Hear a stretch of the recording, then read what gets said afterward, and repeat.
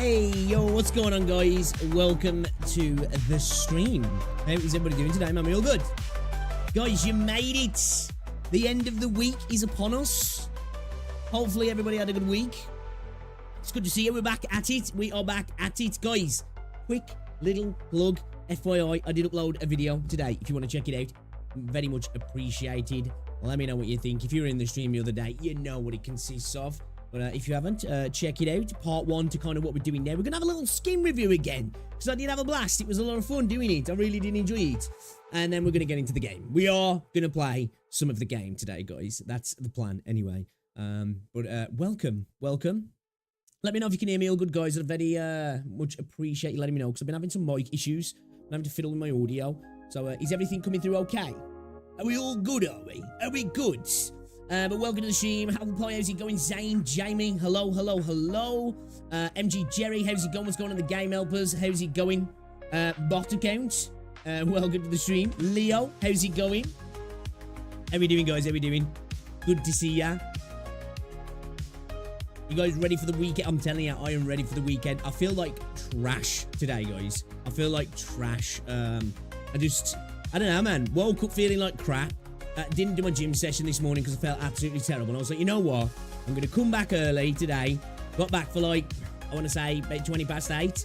And I was like, I'm going to have a little kip. I'm not going to go up to bed. I'm just going to have a little kip on the sofa. Woke up feeling worse, man. So yeah, we'll see how things go. But I'm ready for the weekend. I'm ready for a lie-in tomorrow. Going to go get my hair cut as well tomorrow. And then I think tomorrow, man, we're just gaming all day, man. We're gonna play some We're gonna play some ZZZ. We're gonna play some Arknights as well.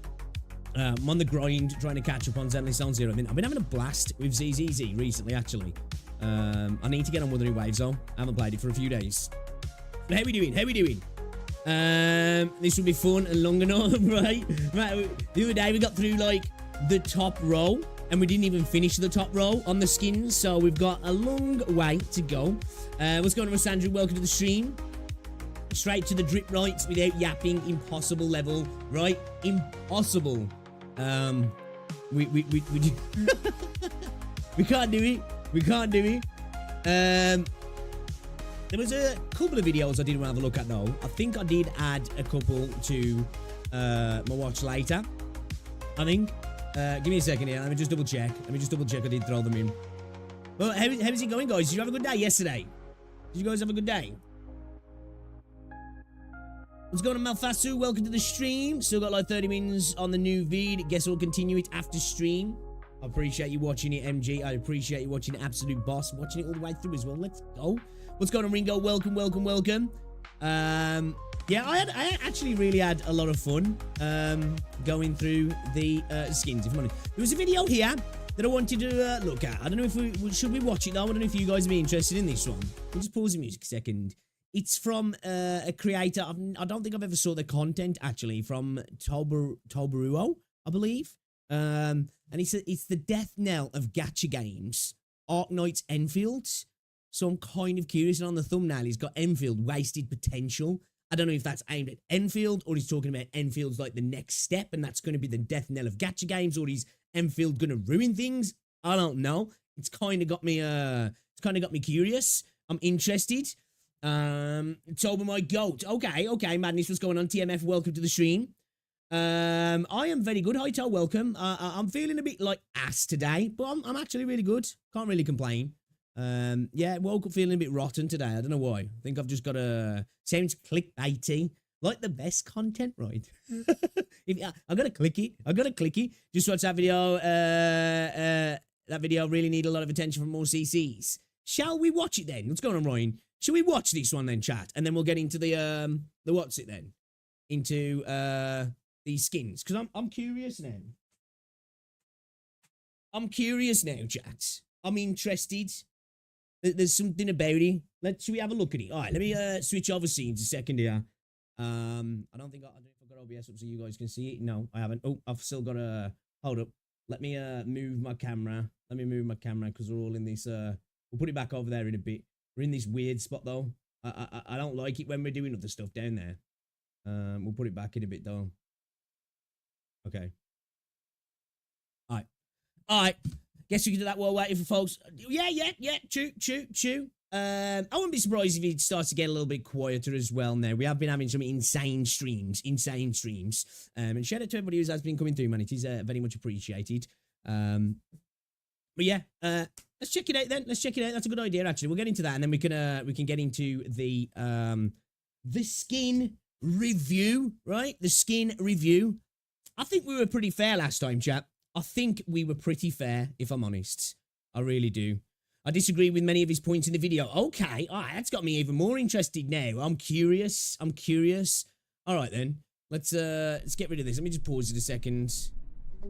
If YouTube's going to listen to me. All right, okay. Let me get chat up.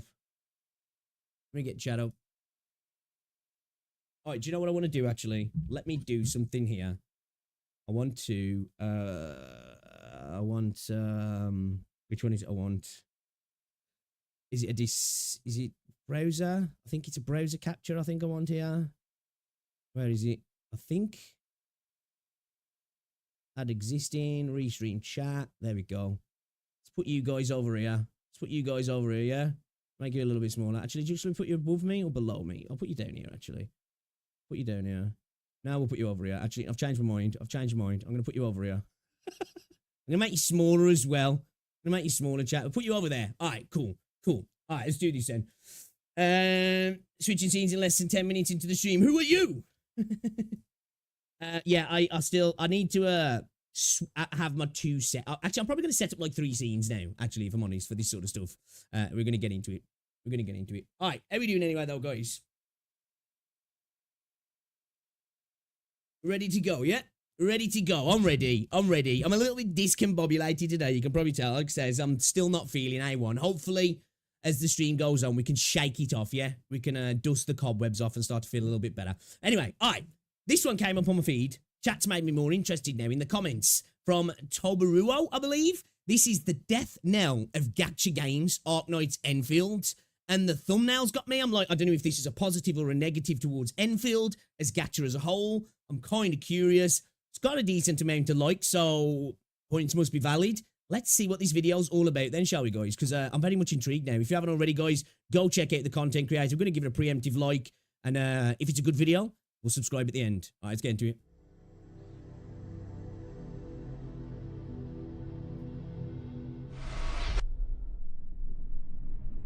Okay, dramatic intro.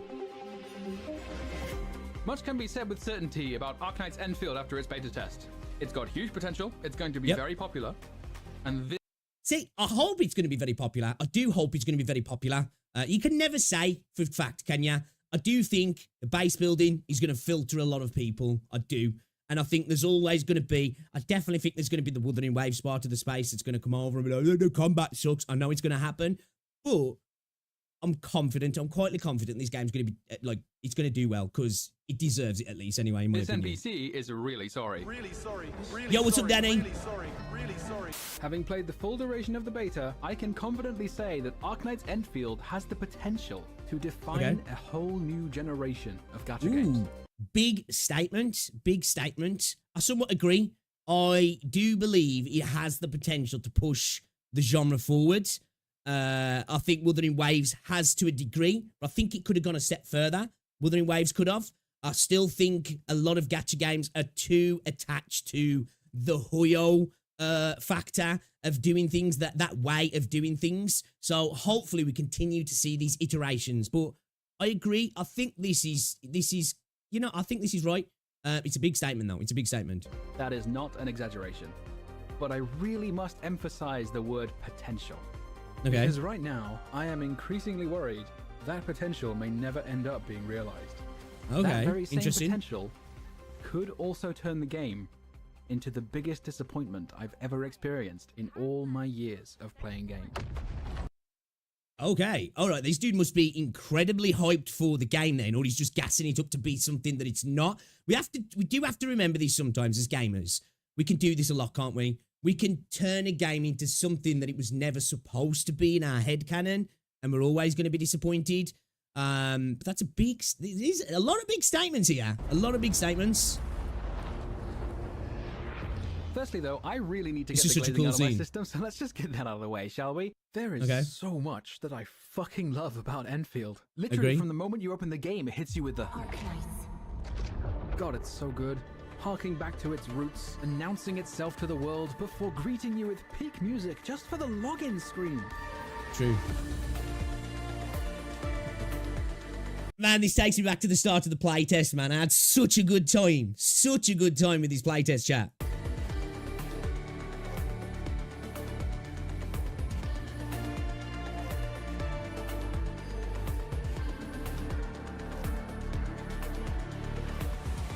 The satisfaction of seeing all the sprawling factory belts come together, customizing The machine map must traversal grow. with zip lines, the activity in the Dijang with your operators working and saying hello, You're here, Administrator. How's your day? the view of Talos 2 Dad from the Panda. Nexus, the phenomenal sound design.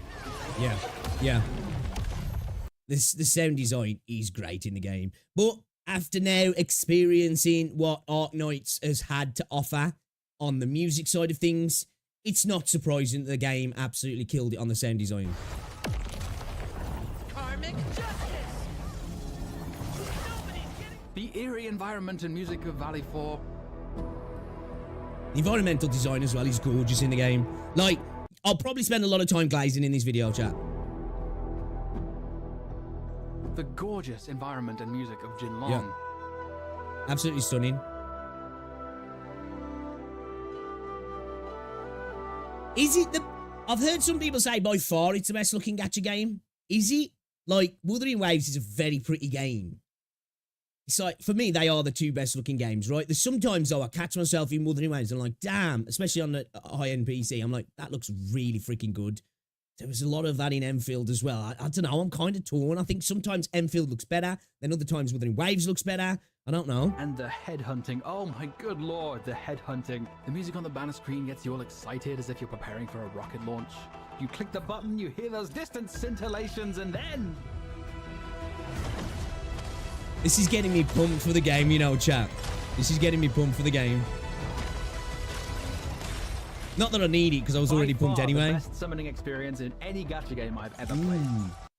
Big statement. Oh, I don't know if that's actually true, though. It is a really good summoning scene, because that's a big thing for me. I know it's dumb, because a lot of the time the gacha element is the part that it's the predatory part, right? And I get it, I understand that's why it gets my monkey brain going. But I usually like to, like, you know, when I do a summon, I'm like, okay, I'm a big, you know what, I pay attention to that. It's a good summoning sequence, though. It is good. Not even close. What do you reckon is right, the good. best Got that out of summoning my system. sequence, chat? Summoning I animation, have whatever been you want to fortunate call it. enough to play both the alpha and beta of Endfield. In Okay. its alpha state, I was hooked. I was full of optimism, and I was wholly convinced that it would be my favorite game of all time. Good visuals So equals what's brain changed in the happy. beta? Thankfully, not the base. It's even better than before, and it has a ton of room to grow and become much deeper.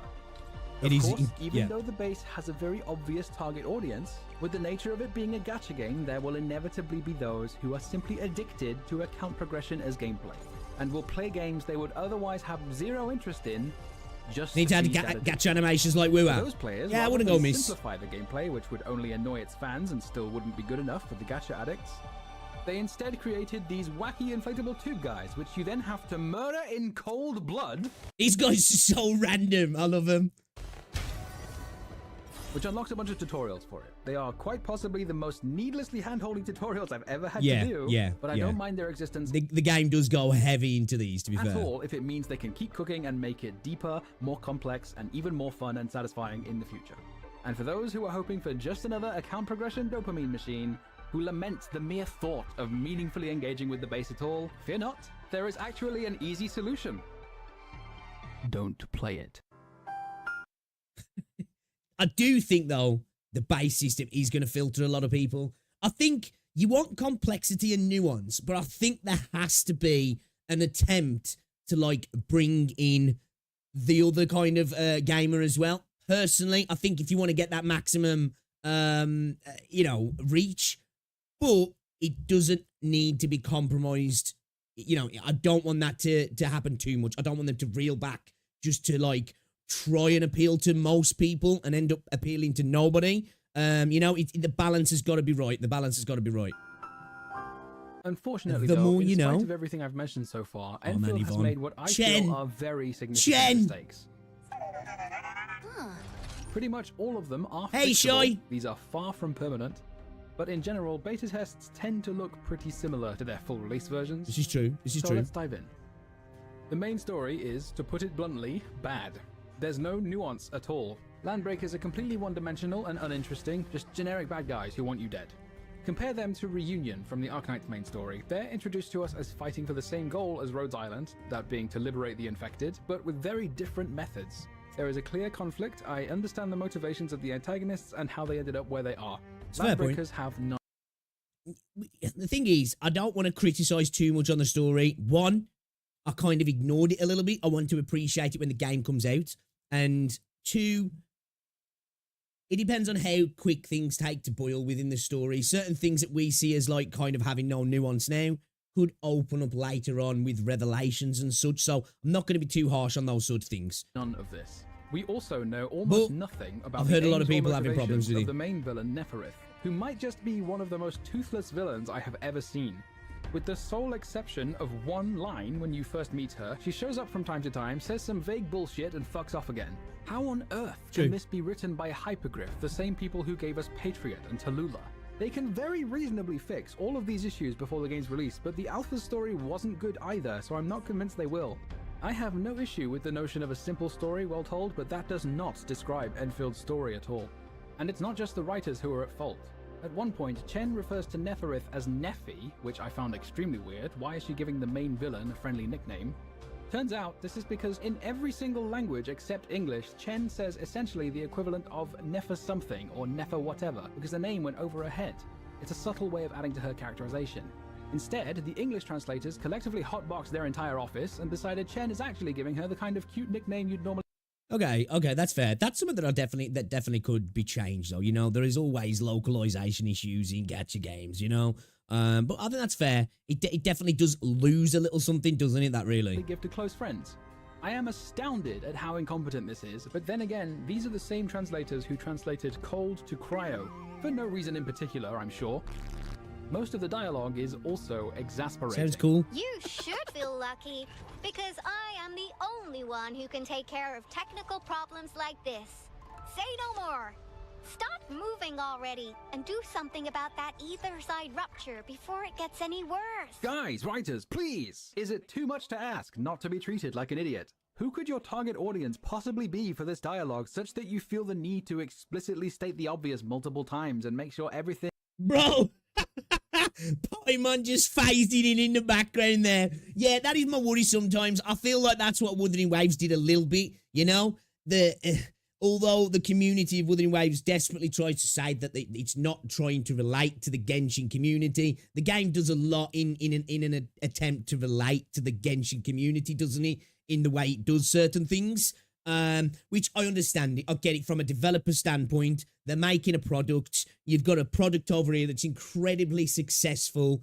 It's going to be tempting to think, okay, but that kind of works over there, doesn't it? Should we bring some of that over? Which, again, as I say, having those sort of elements sporadically here and there, and not a bad thing. But I do agree. I think when you've got like the storytelling that I've seen so far in Arknights, and that I've saw through the lore videos and such, they've created such a cool, dark, gritty, varied universe that's really dynamic. I don't want to lose that in this new game. And my worry, I think, sometimes is we've gone to this new planet, and that's a reason for them to be able to be like, right, okay, we're still in this universe, so we can use the IP, but we can shed all of the past from the game. And in that essence, it loses a lot of what would make it really good. So hopefully these are just like teething problems of early storytelling in a game, and this will advance and get better. That's my hope anyway. That's my copium that I'm huffing on, to be fair, because I can see where this is coming from. You know, I can see the points to a degree. And again, I keep saying it, balance is important, isn't it? You know, it's important. If they just copy Arknight's plot 1 to want it to be better than what we've seen in Endfield, I I think you're always going to have, when you've got like such a plot that seems so nuanced and deep as Arknights, you're going to have people who are just not going to enjoy it. You know, it's not going to live up to what Arknights was. And that's, you know, that's a thing when you make any sort of sequel, anything within that universe. You've got all these previous stuff to try and live up to, haven't you? And they did a good job with all that in Arknights. So it's always going to have a hard time in trying to stand up to that. But yeah, this is probably the biggest worry for me in the game, if I'm honest, is the storytelling. Rather less than the plot points themselves, but the storytelling itself and the world building as well, because they've done an amazing job over in Arknights. Thing is repeated very slowly for clarity. Oh, motherfucker! Consistent with the emerging trend of disappointing writing, frustratingly are the characters. Not because their writing is bad per se, but because there's just so much wasted potential. For example, Ember is a Sanctor and Shahi is a Sarkaz. We know from the Arknight story that the Sanctor and the Sarkaz are seemingly always in conflict with each other due to what the Sarkaz see as the Sanctor's betrayal. An image of a Sarkaz and a Sanctor holding hands was very prominent in Arknights' 4th concept trailer as a holy shit moment because its meaning was so significant.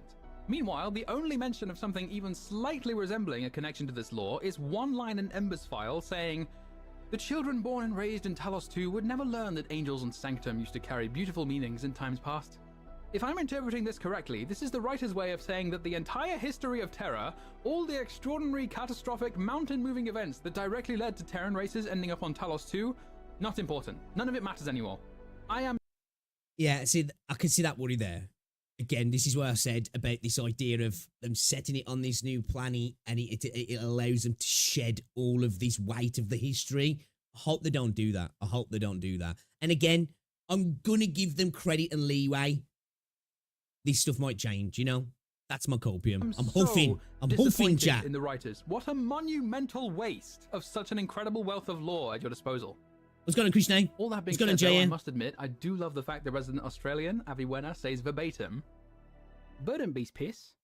How does it taste like? Crikey fucking bloody oath, Sheila, you piss-drinking cunt." Despite nearly all the writing being a massive letdown, I want to make it explicitly clear the voice actors, thankfully, are actually good at their job, and have done marvelous work with the material they've been given. I'm a huge fan of Aviwena, Dapan, and Wolfguard's regional accents. Oh, of course. You're the boss. You point the way. Dad Panda. Not a problem. Chat kept coming in and saying he was autistic Dad Panda. That was. I was like, what the fuck? Leave it to me. And on top of that, the animations are way more expressive, the models are outstanding, and their idle chatter adds a ton Idealism is always detached from reality, and it's the first step towards Character models look disappointment. gorgeous, don't they, man? Damn Surtur looks good. Or Thank you, Leviathan. Wolfguard. Leviathan, is he? Also, just one more thing. I am no prude. I am a straight man who plays gacha games. I'm not going to pretend not to like fan service. But guys, holy fuck, relax. Subtlety is dead. Humanity is cooked.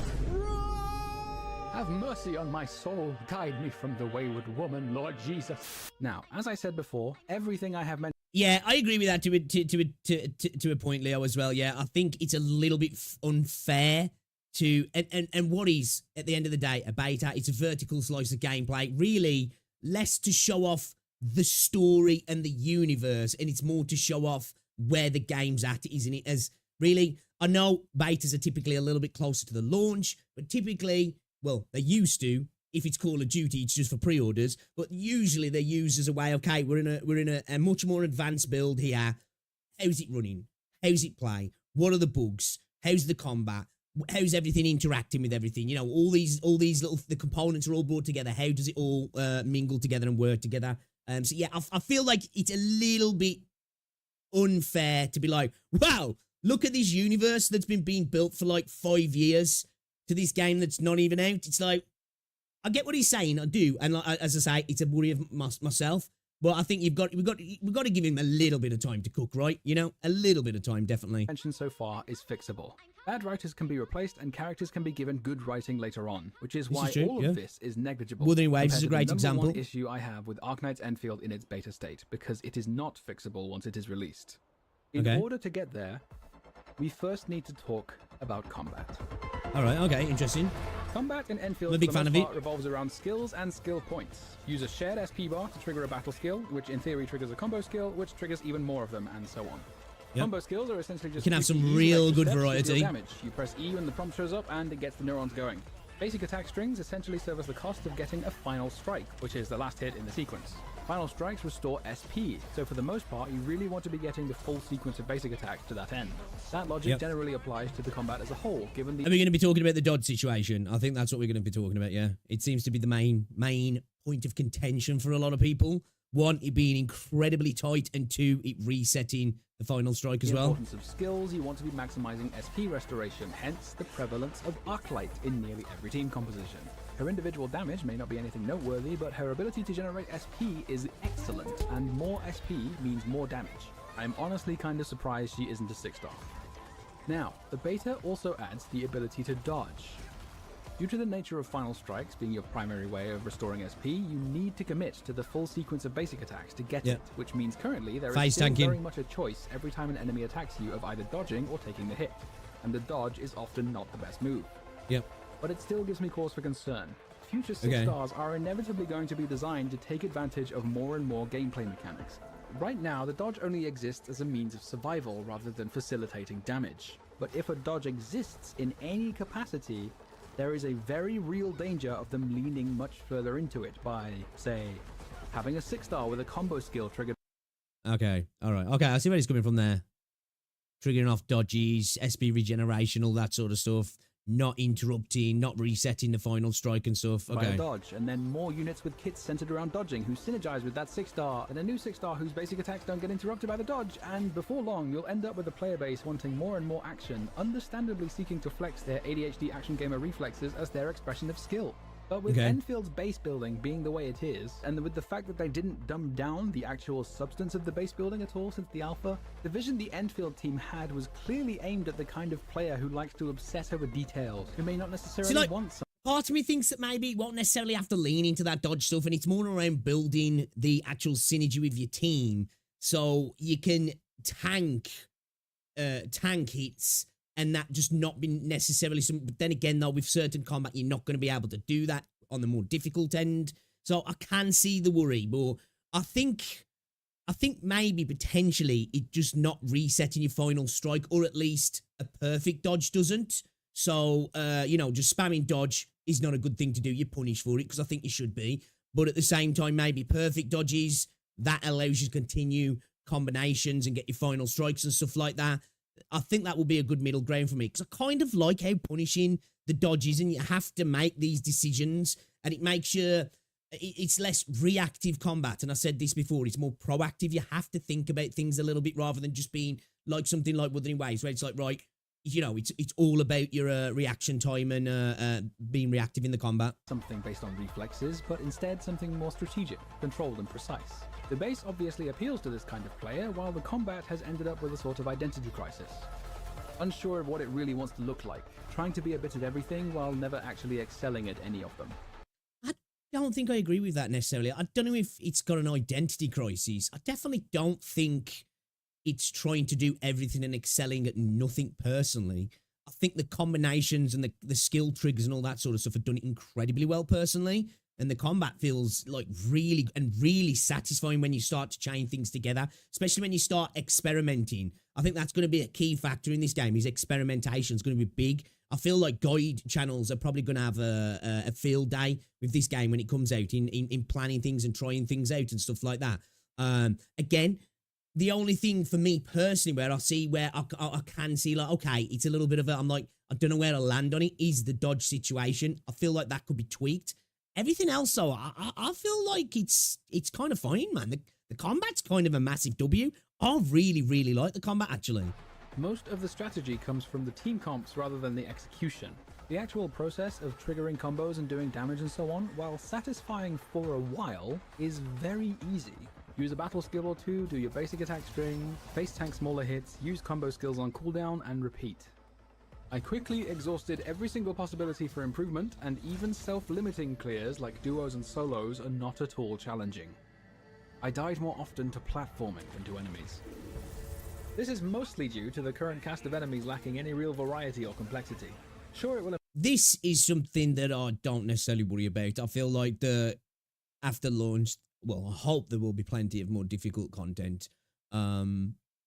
I wouldn't expect us to be seeing that sort of stuff anyway. And again, this is a perfect thing why betas exist. All these can be tweaked, really, to be fair. Improve with time, but the state of the game at launch has real implications for the future of the game. Hypergryph has been through these motions before. Today, more than 5 years after its launch, Arknights is known for its meaningfully challenging endgame modes to the point of Chinese universities hosting nationwide Arknights tournaments with Is that thousands true? of dollars Holy in prize shit. money. That's wild. I've kept playing for all these years because Arknights has such a rich endgame and high skill ceiling, but for a long time it didn't. When it first launched, the most interesting gameplay it had to offer was Chapter 4. It took them years to make I think to a degree that, well, actually, I'm going to say this. I don't think it's fair to compare if we're talking about like difficulty and strategy and replayability. Well, not even replayability, because it depends on what you enjoy. A tower defense strategic game to a action-orientated combat game, because at the end of the day, once you start to learn the mechanics, skill mechanics in any sort of action game anyway, everything's just going to click. It's going to be easier, isn't it? But when it comes to a more strategy game, now, of course, obviously some people are going to be better than others and things are going to click as well. But I feel the limit of difficulty and variance it's almost limitless, isn't it, really? Where unless you just make, you know, you get down to the line of being like, then like, oh, you either have super aggressive enemies, you have like HP inflation. I think that's what devs get stuck on in the end. You tend to have games leaning into massive HP inflation, damage bullet sponges, all this sort of stuff, just aggro characters that don't have blockable attacks and, you know, just artificial difficulty. You know what I mean? Artificial difficulty. I don't even think we could talk about this sort of stuff yet. The game's not even out. You know what I mean? Again, the difficulty of the game and its replayability, I don't think we can fairly speak on. It's massive speculation. I will say, though, I can understand what he's saying. I do get where he's coming from. I just, you know, the proof will be in the pudding, really, with this one. integrated strategies a permanent game mode. But the difference is, Arknights didn't offer anything else in terms of gameplay. There was nothing else to play the game for. This is kind of par for the course with Endfield, gacha games, though, isn't seems it? to have regressed into doing the same thing by making it frustratingly shallow in its launch state. But doing so this time is a critical mistake. Okay. Those who are looking for strategic depth will not find it. It is pathetically easy, and it will remain that way for at least the first 6 months or so. Which means once those players have completed their bases, which really doesn't take that much time, they may not stick around for that long. But those who are looking for action will get plenty of it from daily and weekly gameplay, regardless of the difficulty. The ability to dodge not only gives those action-seeking players their daily dose of dopamine, but also significantly diminishes the need for healing. If their overworld healing needs can be met with items you can craft directly from the backpack, and a 4-star like Snowshine can provide literally all my healing needs with room to spare anyway, what reason does the action-seeking player have to engage with the base at all? The outposts are optional. All they need at that point is some components to make gear. This, combined with the lack of strategic depth in its launch state, creates a serious risk of cultivating a majority of players who are exclusively invested in the action gameplay.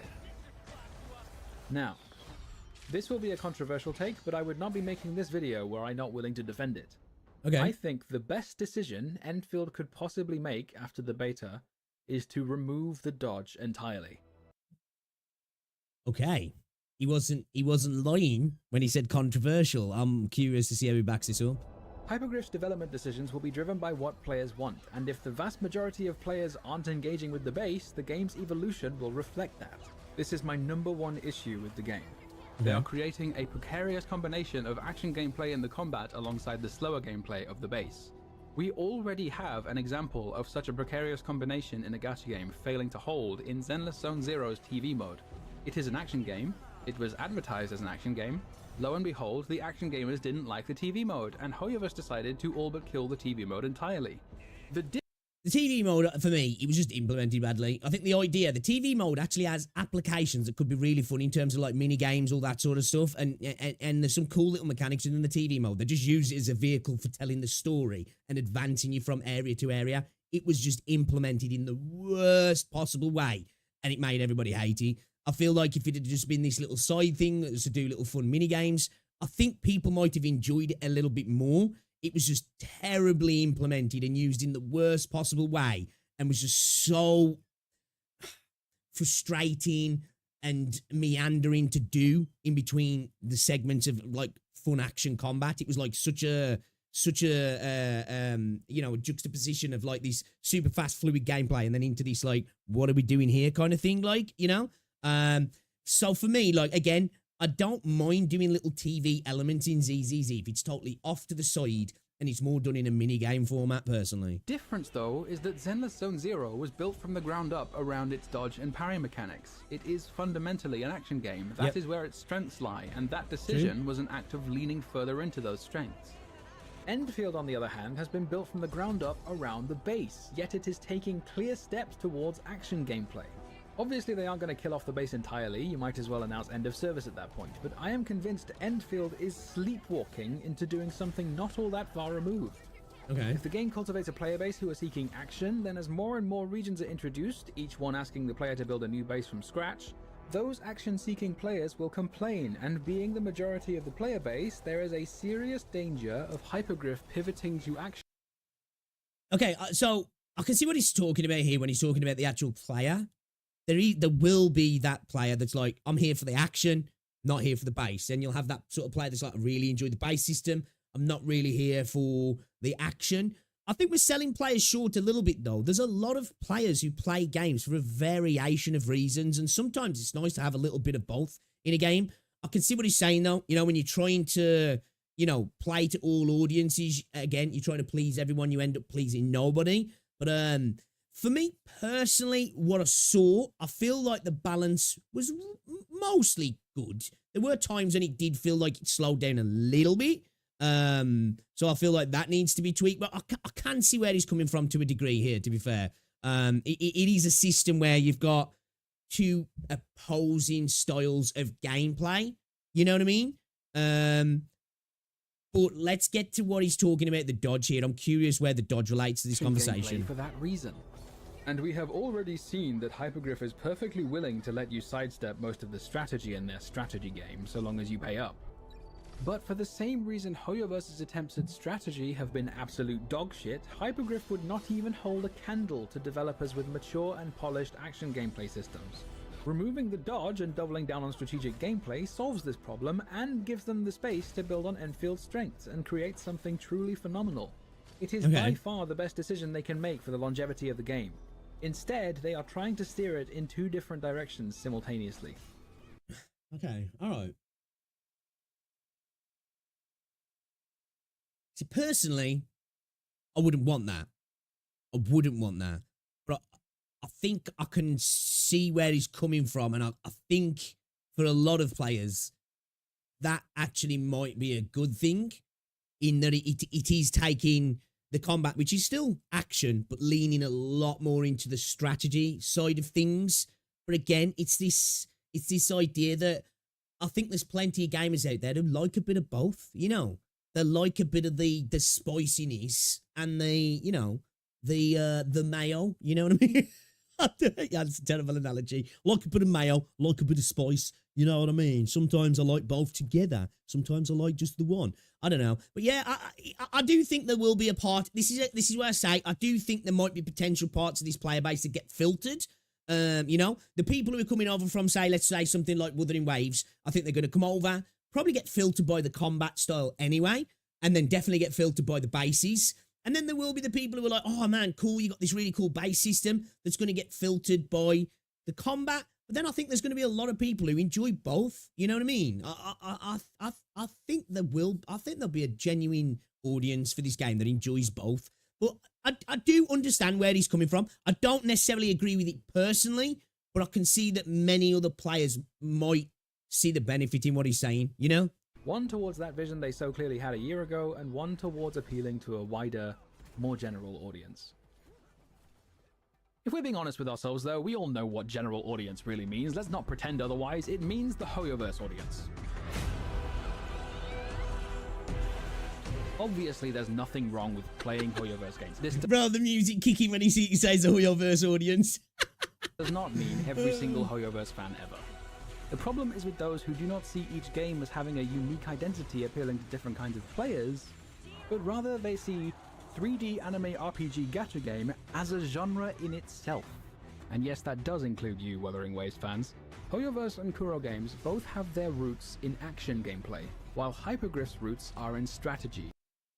Well, actually, Kuro really has its roots in bullet hell gameplay, really. Was it Twin Tail Battlegrounds? Really? Oh, yeah. And yet, there are still those who make the argument that trying to be like Genshin or like Wuthering Waves or whatever is a good thing because they're the most popular gacha, and for some reason, popularity is the only thing that matters to these people. I'm going to make what may seem like a strange analogy at first, but just trust me on this. Hey, I like strange Gangnam analogies. Style, released in 2012, Oh my it was god, a Dark global Days. phenomenon. It Dark became Days. the first video to reach 1 billion views on YouTube, and just like that, the Korean pop industry was catapulted into the mainstream. More than a decade after that phenomenon, do we now have a thriving industry consisting solely of songs that are like Gangnam Style? Sounds a bit silly, doesn't it? Psy did not stumble upon some magic formula for success which can be repeated forever with the right balance of ingredients, and Psy has explicitly said this himself. You know, I cannot call this success because this is called phenomena, and which means I don't do anything. People do it, right? So this was by people, not by me. K-pop is the Leviathan of So he's saying there, like, cultural moments happen, you know. That's why there's plenty of songs that have been one-hit wonders, haven't they? That came out at the right moment, hit right, and they blew up. And that'll continue to happen. Okay. an industry it is today, not because everybody copied Gangnam Man, that was Style, 13 but years because ago. people Holy took cow. advantage of the opportunities Gangnam Style opened up. Fast forward to 2020 and Genshin Impact becomes a global phenomenon, catapulting gacha games into the mainstream. MiHoYo put some forward-thinking people at the wheel, quickly built a brand identity, renaming themselves Hoyoverse, and now, 5 years later, Hoyoverse has found unfathomable sustained success. But again, this is not because they found some magic formula, but because they took advantage of the opportunities brought about by the phenomenon that was and is Genshin Impact. This is what people so often miss when they insist that I don't know, man. They did come up with a pretty decent formula to rinse people, though, that's for every new sure. gacha game needs to be like some other gacha game. I think this is a fair Of course, point, though. this is no concern for enlightened and experienced 3D anime RPG gacha game enthusiasts like ourselves. I'm sure our judicious and learned beta testers have provided invaluable feedback to the developers. Shall we peruse a few of them? Alright, let's go. Dash Let's feels go. underwhelming. It should be more forgiving and have more iframes. It's not to my liking because of my action RPG experiences. You don't say! Game needs a proper dodge, and anyone who says otherwise is coping. A quick look around the gacha space makes this abundantly clear. Although, these are very surface level takes. You will find this argument outside the gacha space. You know, you'll see a lot of people be like, it's 2025 and the game doesn't have a perfect dodge, you know, or a good dash dodge system. You will genuinely find that. That's not just a gacha complaint, man. That's a complaint again in a lot of action games. Not being able to dodge cancel makes the overall combat loop feel unsatisfying because you're forced I had a to lot of take people hits saying that as could well. have been avoided. Yeah, dodging definitely needs rework, like larger iframes for casuals and consecutive dodges, and dodges not breaking your basic attack combo, and more dodging distance, and making dodges more rewarding, and make SP boss 4 instead of Fucking hell. Like, for me, the only one that I can really think of is I just think perfect dodges. When you start a perfect dodge, have proper perfect dodges that don't reset the final strike, you know, and that way then it gives you a reward for hitting a dodge at the right time in the right place and to continue, and you get a benefit from it. You know what I mean? For me, I think that'd be more than fine. I do. What do you guys think? 3. It would make combat faster. Please make normal attacks more powerful. I don't think combat and needs to also be make faster. Each hit give SP, and also stagger, and also please give SP whenever I dodge. Also, please make dodges use less stamina. Also, so far so good. Can I just have 100% SP all the time, please? Are missing like iframe rolls and parrying and deflecting. Hey, remember Why have we what I gone said about French? players wanting more and more action if a dodge exists? Make SP boss 4 instead of 3, and make it recharge faster. Right now, there's no incentive to swap to another character during combat. It cancels the animation. The only thing I did say was, what is it you started off with? Was it 2 dodges and then you got to 3, like not too far in? I was saying that maybe the game should have started off with 3 dodges. You started off with that 1 extra dodge off the get-go, maybe, you know what I mean? That's when the defender will be needed when you can't dodge. Right, this is what I was saying before. It's why I'm kind of torn on the whole dodge system, because, like, okay, I get it. I understand that, you know, it could benefit in a certain way, but then I'm like, but the way the game's built, and it being less about being reactive and being more proactive, you build your team kind of round that. And sometimes, you know, you're being smart with your SP and your skills and triggering at the right time and using the right synergy, if you will, to not have to be in that position, I guess. Again, I am a little bit torn on it though. I'm not gonna lie. But yeah, I don't want it to be like Wuthering Waves, man. You know, I don't. This is why my worry is that you've got the Genshin community, the Neo Genshin community, which is majorly the Wuthering Waves community, are going to be like, nah, bro, this is how combat should be. And it's like, no, Wuthering Waves is an awesome combat, probably the best action combat in Gacha, right? But not every combat system has to be the same. Otherwise, then we've just got a bunch of games that are the same, and nothing feels individual or fun on itself, does it? You know what I mean? And doesn't change the position. I hope they make it more like Wuthering Waves. Oh, here we go, boys. Buckle up. Combat's already way better than with the technical test. Being too different will scare new players away. They changed it from the technical test for a reason. But this is my view as someone who's played lots of recent gacha games like Genshin Impact, Zenless Zone Zero, and Wuthering Waves, but never the original Arknights. By the way, there is Girls Frontline 2 for a more top-down strategic approach, which is exactly why I'm not playing it. Oh, that is a frustrating take. Okay, this is why, you know, it's good to have smart people working for your game, because they can look at that and go, yeah, chuck that in the bin. We're not listening to this guy. We're not listening to this guy. Options in the competitors I've played. Genshin Impact. The game should tell me which weapon to put on my character, like in Zenless Zone Zero. Also, the game should tell me which gear to put on my character, like in Zenless Zone Zero. Overworld exploration. Here's a hand. Do you want me to put it on your shoulder? I'll hold it. I'll hold it. Do you want to hold hands? Let's do it then. Okay. Feels kind of slow. A good example of how to make it better would be Wuthering Waves. Right now, this feels one like thing I will say. What do you guys think to this? A mantle. Do you think a mantle animation would be okay in the game? Right? What would you reckon?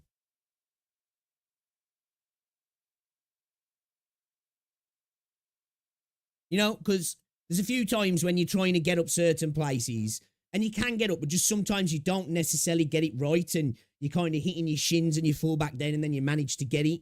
Wouldn't it be nice sometimes to just have a mantle animation, you know? I feel like it's just, for me personally anyway, I don't know why, you know, you know, obviously if it's a jump that you're not supposed to be able to get over, okay, I understand that sometimes that can cause issues, but we just need a bike, that's all. We do need to be able to build a bike. I would like that as well. Yeah, I agree. Certain game where the combat is you running around and combining different skills to get the reaction. Damn, that's crazy. They have to redesign the map for that because a lot of puzzles rely on you not having it. Yeah, that's what I'm saying. Like, yeah, you might, maybe, yeah. Because I was speaking about this before. Like,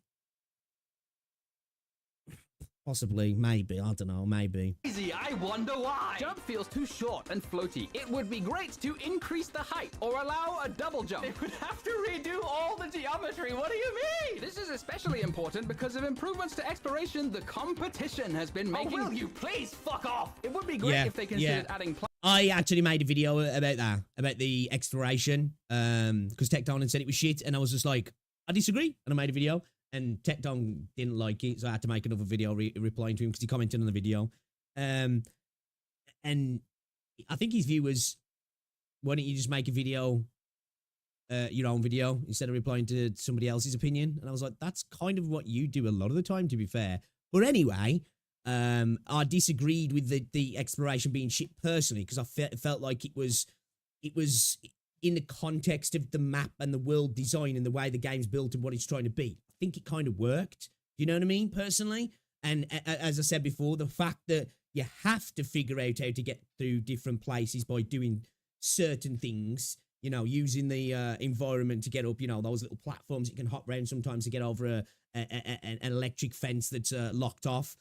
It makes those sort of things feel significant, where in a game like Wuthering Waves where you can just wall run and double jump over something, that's no longer significant. So a chest being on this area is just, oh, let me just wall run up it and I'll grab it kind of thing, which is good. But at the same time, it's nice to have those little, like, old school sort of platformy thing of, like, how do I get to that thing? On, oh, shit, I can go up and over there and drop down kind of thing.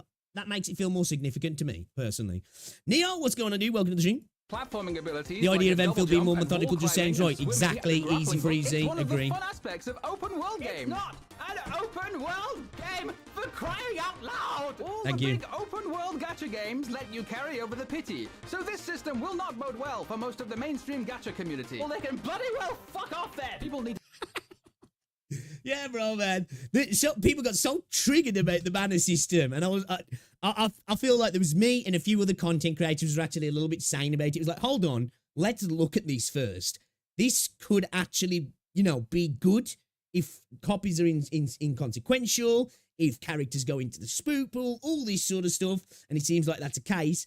And it seems like it's potentially, in the way the weapon system works, sounds like it might be a really good system, but people heard, what, doesn't carry over? What, not a 50-50 on the weapons or a guarantee? Oh, and people just went mental, you know? It was just like, relax a little bit, man, chill out.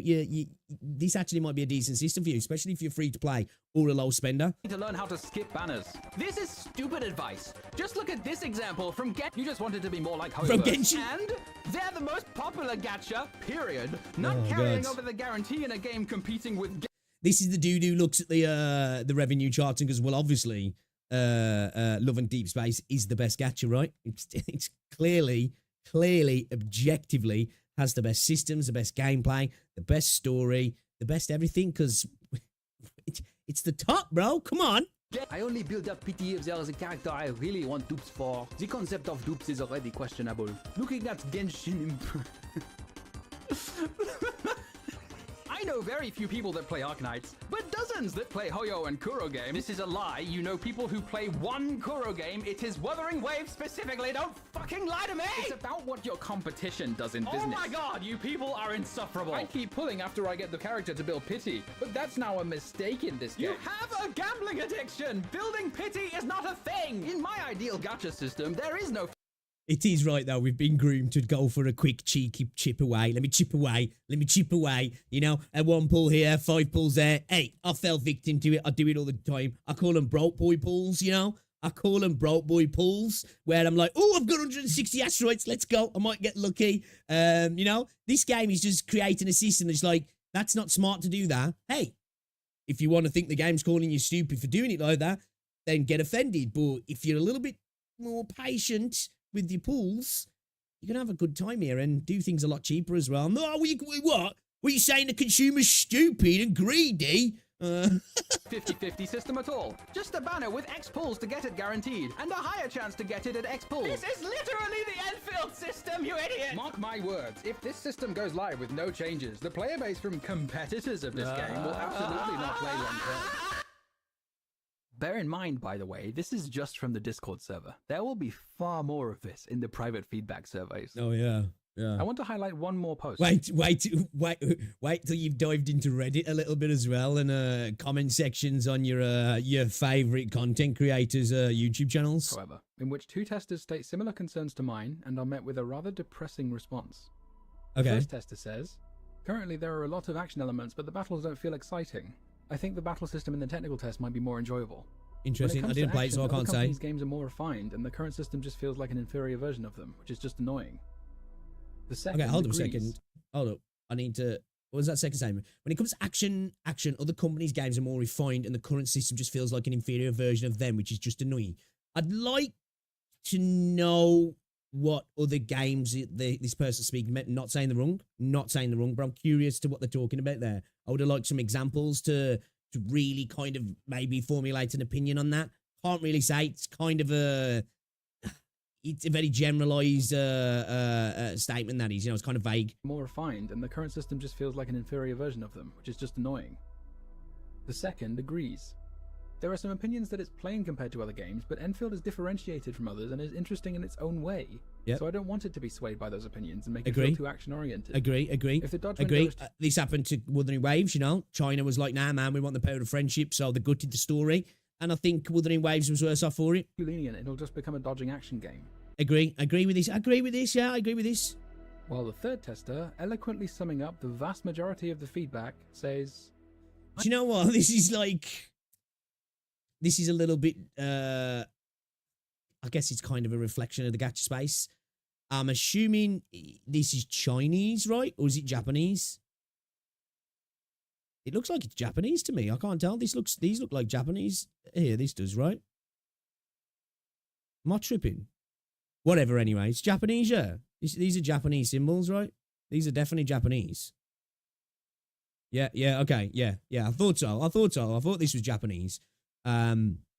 So, again, all of the, to put it nicely, retarded statements were all from EN. Damn, man. We're not escaping the allegations, guys. We're not beating the allegations, guys. I agree with increasing the action element. The reason is simple. It will attract a wider range of players. This essentially that's a worry, is the though, isn't it? You mindset of don't people want to who do keep that. asking for the game to be something it's not. They have no concept of carving out a niche in the market, or games having unique identities, or the developers having their own vision. It's all just monthly revenue PvP. Yeah, JP does generally like Arknights Endfield, though. I can understand that, though, to be fair, because it's got that sort of like more traditional team JRPG action combat style, hasn't it? You know, Reddit is an unflushed toilet. This is true. I got one done for our favorite Giga Chad Calchero. Oh, dude, I saw that actually. I saw a little bit of that video. I need to watch it fully. I was watching it while I was having a poop, mate. It is boring. It is It was a quick exhausting. poop, also. And I lament the apparent reality that Hypergryph seems to be listening to them. Yeah, I saw this, and everybody was yes, but I was like, I'm a little bit worried here. I'm a little bit worried. I hope that they don't mess with it too much again. I would be fine with a perfect dodge being allowing you to continue on with the final strike, it not resetting. But I'm totally cool with the combat as it is, personally, chat. You know, I just think that maybe the dodge needs tweaking, because sometimes it felt like it was inconsistent. That might have just been me, but I saw a lot of people having that issue as well. I don't mind it being punishing. Definitely felt a little bit inconsistent, though. I might be tripping there, though. It might just be me having a skill issue. Yeah, I hope they don't lean into this too much, man. I was reading through this the other day, actually.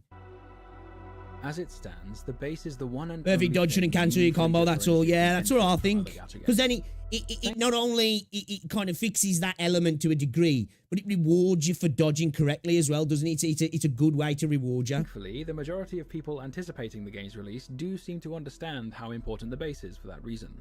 But while it does have tons of room to grow and become even better, I have become convinced it will not. The most optimistic outcome I can believe in is that new regions will have a new gimmick, like Jinlong's fluids and pipes. You build a new base with it over the course of maybe a few days at most. The vast majority of players will be satisfied, and that's where it will end. Gacha Already a lot of games people are not asking for conventional blueprints, games. isn't there? Fundamentally, the characters SP are the when your product perfect and the dodge is game fine. simply a Yeah, vessel through yeah. which the product is marketed. But reducing all gacha games to this fundamental is boring. They're fun. There's so much suppose potential not in the live resetting you service watch, it's model kinda for like an outstanding SP, single-player games to gaining see it, but doing it in years of a consistent secondary updates and way, like. improvements, to foster thriving communities that able conventional to games often continue on don't with the have the combo. lifespan for. Instead, a subset of the communities that already exist are preventing that potential from being realized by consistently pushing new endeavors with unique visions into the same box until they all become homogenized imitations of the same thing. This is one of my major problems. Hypergryph needs to decide if they are content with being that imitation. Again, this has been one of my major problems with Wuthering Waves, but every time you bring it up, the Wuthering Waves community gets kind of mad, you know? They like to talk about when Wuthering Waves differentiates itself from Genshin and how much better it is because it does that. But then when you compare things that the game kind of does similar, I'm like, what do you fucking want, bro? It gives you asteroids, it's more content, and it's like, that mindset will keep us in that box, you know?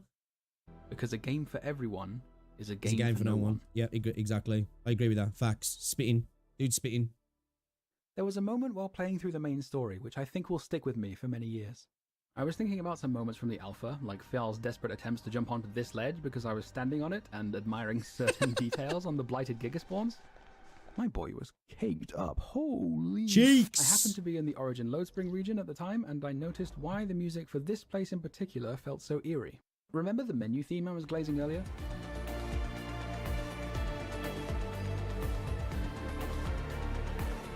Now compare that motif to the music from this part of the map.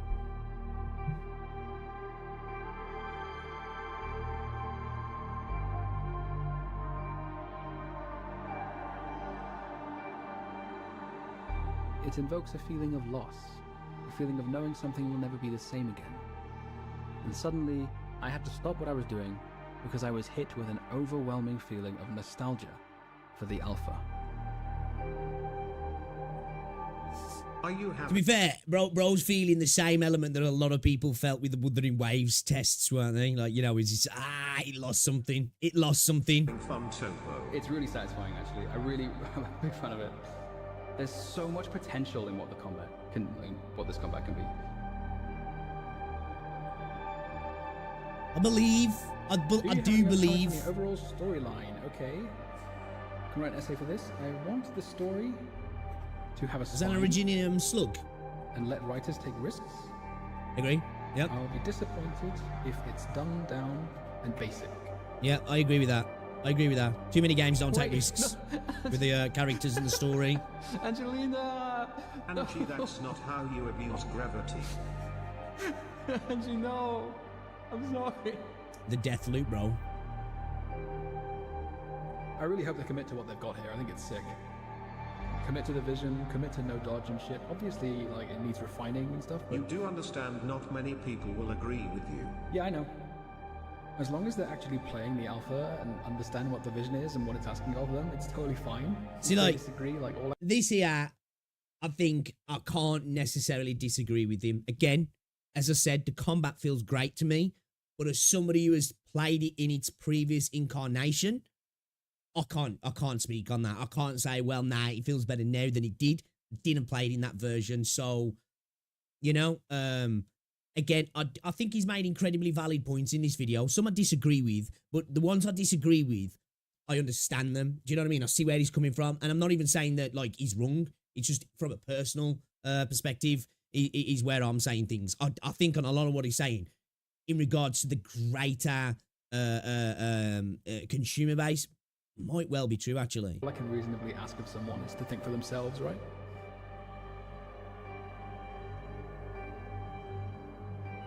I can't fucking wait for this game's full release, man. Same. This is a technical alpha. It's like a really bare bones version of this game, and it's already like I've just been unable to put it down. Some of it can be... Actually Of insane. course, of course. I'm so excited, dude. I can't wait. It feels a little weird to talk about it this way because it was literally only a year ago, but I'm making this video in the first place because I need to express how it made me feel. I had so much optimism for what the game could be, but now that optimism is becoming silent lamentation. If Endfield continues on the path it's currently on, every gacha developer with an eye on this game will see the trend. Originality is overrated, and the path to success lies in imitation. The men in suits will take notice, and unique, interesting ideas with oceans of potential will not even see the... I'm not going to lie, though, man. This does, because this has been the problem with the Western developer space for a while now. And let me be more specific. Big Western developers, the AAA space, you know? The originality is like dying a slow death. Everything is an iteration of an iteration, which is, of course, how things work now. Nothing can be unique, but so closely iterated from previous forms that it really, you know, doesn't feel separate from it. You know, almost feels like it could come off a work line, you know, just literally rolling off. Again, I'm one of those gamers that if there's a good system in a video game over there, right, and if it can make this game better, take that system and add it to this game. If you need to tweak it to make it better, good. But when it comes to settings, stories, storytelling as well, your combat mechanics themselves, let's try and build upon things for sure. And the one thing that I'd really like to see the gacha space taking a different direction on, which Endfield definitely seems like it's doing that, is in terms of like the daily type of mechanics, the material mechanics, the farming side of things, which I feel like Endfield is definitely doing something a little bit different, because when you look at something like Wuthering Waves, a lot of all those things are very similar to previous games, specifically like Genshin and Hoyo's games. You know, so like I am still very much hopeful that Endfield is going to be a game that does that, you know? This is it's like a quiet contemplation of the potential, but the possible downfall of a game that somebody's passionate about. And I like this because sometimes I think we have to be mature about the way we talk about video games and understand the possible demise of something and the possible like success of it, and have those conversations together without everybody being angry that you're bringing these points up.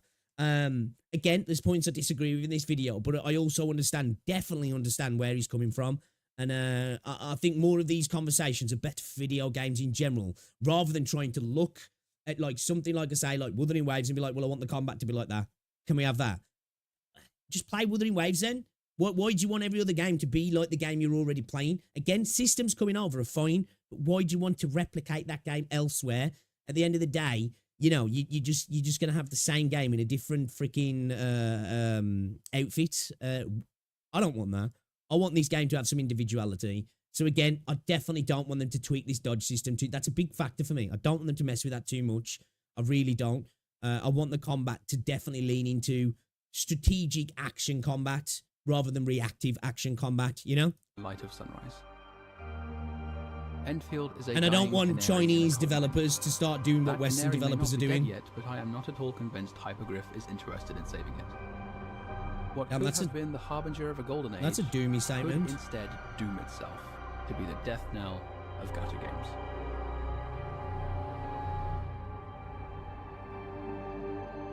That's a little dramatic. I have given every possible piece of feedback I can give to the developers.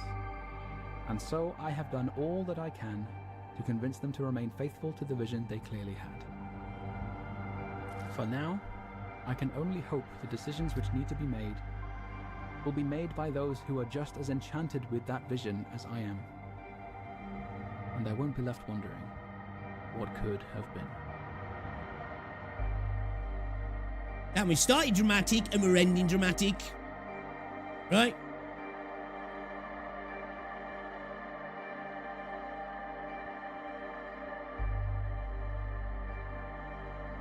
Okay, so final thoughts.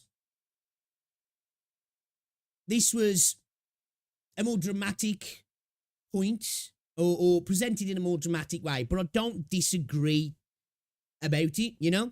I think we're getting a little ahead of ourselves, but I also understand, you know, sometimes the writing can be on the wall. We can infer things, can't we? And the worry is, you know, when you've got Wuthering Waves and you've got Genshin and devs overreacting, you know? We saw it with Wuthering Waves, you know? We saw it with the story, what they did there. You had Genshin with its, you know, light-hearted, Disney-fied stuff. Wuthering Waves came along, bit darker, little bit, you know, I hate using the term mature, as if like light-hearted stuff can't be mature, but let's just use that in replace of something else. And people didn't like that, so they're hard reverted and went the opposite way. And I think it did a service to the game. So I can understand the worry of that happening. I think it's a very reasonable thing to be worried about. But on the other hand, I am very, very excited about this game, and I'm hopeful that they're going to do the right thing. Again, proof will be in the pudding. But I think this was a really good video. This was a really good video. I do. I think this was a very good video. So yeah, guys, I'm going to have to subscribe to Tobaruo. This was a good video, actually. I think he made a lot of valid points. Some that I didn't necessarily agree with, but I could see where he was coming from. You know, at the end of the day, you ain't going to agree with everybody and everything, are you? But he made some really, really good points as well that I definitely do agree with. I personally would like to see the dodge stay. Just a little bit more rewarding in potentially it may be just perfect dodge, allowing me to continue on with the combo. But beyond that, yeah, again, he's coming from a more educated point because he played it without the dodge. So, you know, he's got a little bit more of the whole picture. Yeah, great video, banger video, actually, guys. You should definitely check this dude out. That was really, really well made, eloquently put, researched, took the time to think about what he's got to say as well. And yeah, it was a great video. Absolutely great video, guys. I enjoyed that. That was a good video. Still good editing on the video. The dude killed it on the video. Dude killed it on the video. Grian, what's going on, Lucian? What's going on in the matery? Welcome to the stream, guys. Paradigm Acceptor, how's it going? Welcome. So yeah, man, yeah. Again, proof will be in the pudding, won't it, chat? Proof will be in the pudding. It's one of those things. We're just going to have to wait and see, you know? And I guess it will be one of those. It is what it is. But you know what? If they go too hard, there's always potentials of things to be rolled back, I guess. I do agree with, though, please don't listen to the Genshin and the Neo Genshin community. Please. That's all I'll ask for, because those guys just want everything to be like Genshin and like Wuthering Waves. I've seen enough of the communities play other games, and it always comes back to they're not into variety in those, and that's not the entirety of those communities. I just want to say that. But I've seen enough of the communities, you know, to see that they if it's not that, they don't really like it. And I don't think that's your audience, you know what I mean? I don't think that's your audience. After watching it, I really wonder how CM view this problem. I agree. Yeah, this is why I'd love to be able to speak Chinese, and I'm starting to learn a little bit of Japanese as well, because I would love to see what other communities think, you know, because I must admit, EN can be incredibly dented. Don't get me wrong, everywhere can be dented, but I just feel like you get a lot more eloquently, well thought out opinions coming from a JP and CN a lot of the time. Because like perfect point, that section of that video, man, you know, it was like all the super dented, the worst of the worst takes are all English, weren't they? And then like the actual thought out, more conservative, more middle ground opinions coming from JP, which is a little bit worrying. It's a little bit worrying.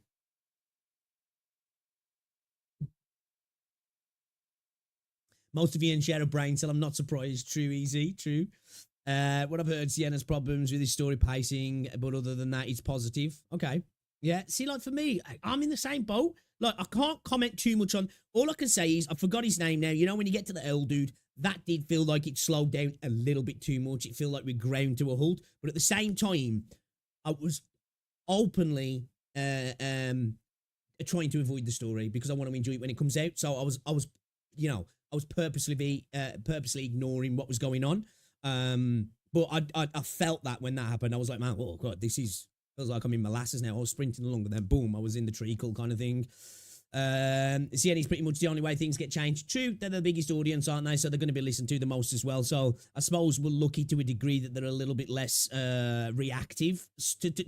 Well, I suppose that's not fair because I've seen plenty of the CN space being reactive. Or I suppose on the more technical side of things, I think they're a little bit less reactive. I think that's probably fair. On other things, I think they can be just as reactive, or if not, even more reactive than EN sometimes. Again, you know, we joke around and EN can't read and this and that. You know, we do tar people with brushes, don't we? You know what I mean? I think a lot of the time, you know, when it comes down to the EN side of things, it's not so much the communities, even though it is. I think it's a lot of the time, I'm part of it, so I guess I'm calling myself out here. It's the CC side of things. You know what I mean? I feel like the vast majority of the silent majority of EN community is you know, doesn't local YouTube, Twitter side of things in the EN community. And hey, I'm part of it. I say dumb shit all the time. And maybe sometimes people watch me and go, actually, yeah, I agree with that. And it's probably a really bad take and you shouldn't agree with it. You know? CN is who bullied Kuru into changing their direction, and we were right. Yes, it seems it was. Yeah, CN didn't like the story of Wuthering Waves, yeah. Yeah, that's where sometimes I will be a little bit like, you know, I feel like CN, but then again, I think that's just a cultural thing, you know? I think that's just a cultural thing. But I think maybe on the technical gameplay side of things, I feel like they tend to be a little bit more nuanced and balanced, personally. But again, I'm generalizing, you know? So, you know, once you're generalizing, you're already wrong, aren't you, I think. I think they should take CN and JP community more than EN. You know what's crazy? We just run down to the same pastor as copy in the West, like in Squid Game, the man shout like, yeah, well, that's it, isn't it? Yeah, we don't want to do that. We don't want to do that. You know, the only thing that should tie these games together when you're talking about gacha games is literally the spending, the monetization, you know? Because I hear people say that like, oh, the gacha genres, you know, there's too many games in the gacha space now. It's becoming overpopulated and this and that. And I'm like, I don't agree really, because the gacha's just did monetization. You could have a game that's a first-person shooter and a game that's a tower defense game. They're not crossing over. The only thing that's crossing over is how you're spending your money, isn't it, really? You know. Technical Arknights is also internal patch number, like other software, for example, internal patch number, Lone Trail is 2.0. Yeah, don't do the 2.0, 3.0 thing. It irritated me so much. FGO too old for change. Well, yeah, there's some games that are just like, you know, like Genshin. Genshin's never going to change. Genshin, the only time Genshin might change is when the game's pretty much dead and they're like, you know what, as a last gasp, let's change a bunch of stuff to try and bring some people in to spend the last little bits of money in this this carcass that's still going, but it's never going to change. Pix, I think it's important to note that a lot of gacha players in general don't interact much on social media. There's plenty of people who don't look at CN News and just see a new gacha game. This is true, yeah. Well, this is with everything.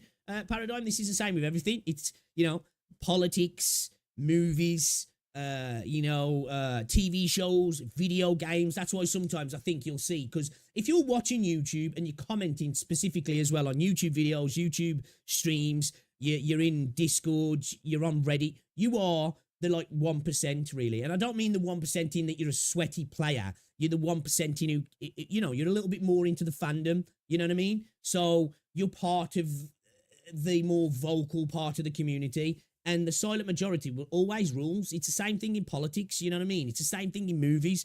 You'll see critics and content creators talking about how shit a film is, and it does billions. It's because, you know what? Majority of people are just going there to switch off the brains, to eat some popcorn and enjoy a bit of time with the family and their kids, and they'll enjoy it. They're not going in with this, you know, they're trying to analyze every aspect of something, you know what I mean?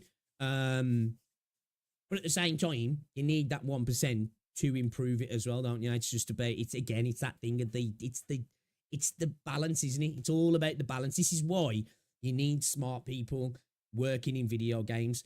And I say sometimes, you know, I've heard Tectone and some other content creators say this. If you've, and Saint Tontas and stuff, which it's a fair statement, and I think sometimes it's correct, where they're like, if you've got a criticism of a game, you should have a solution. I disagree with that personally. I think it helps, and it does back up your criticism and make it more valid if you do have a potential solution. But your solution might be bullshit.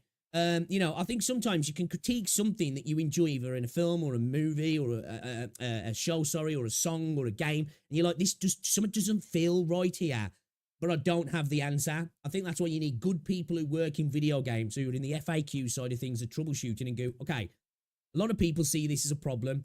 We're the ones that are going to fix it. We've got the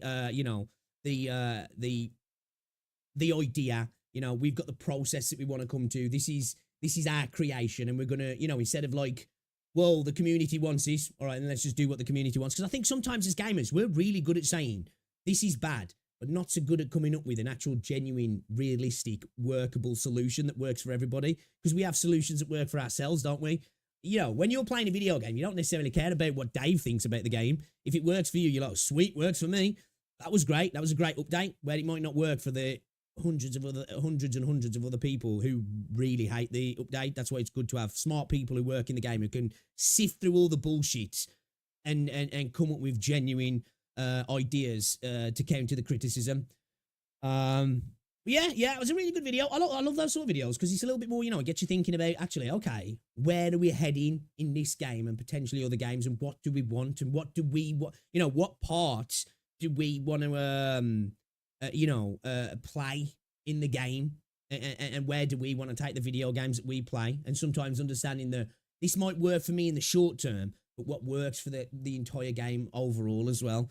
No place should be taken over another. No place should be taken over another. It needs to be balanced. Always chasing money is why corporations have taken America. This is true, yeah, it's true. It's about finding the balance, isn't it? You know what I mean? I agree.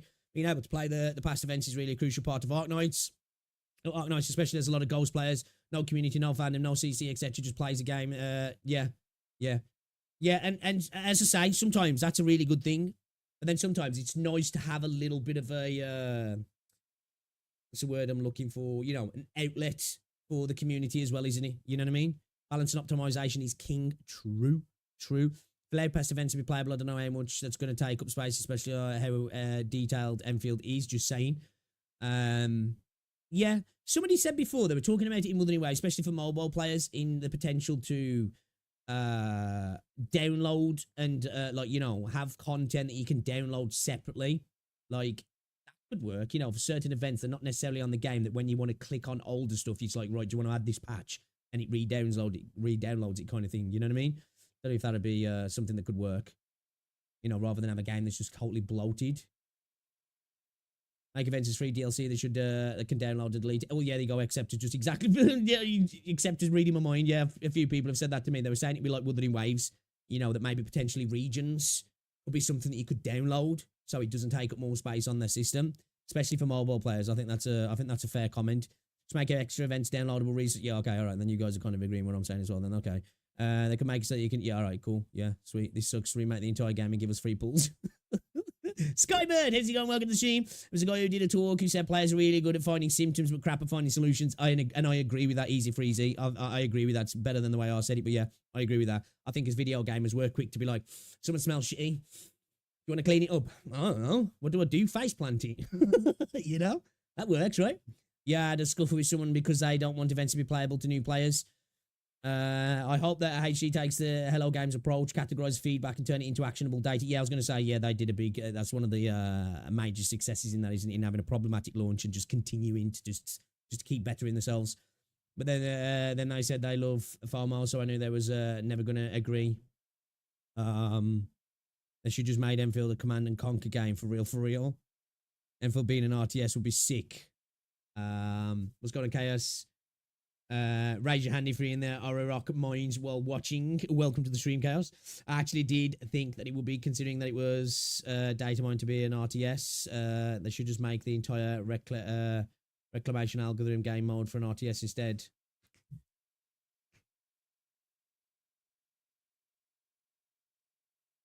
Wait, Bix. Arknights, the end just dropped the Dungeon Meshy PV if you want to check it. I'll have a look at that in a bit, actually. Oh, we got a bot.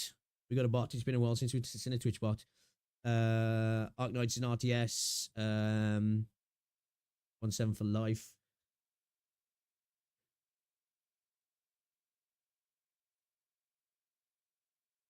Yeah, I think the new player experience is important, isn't it?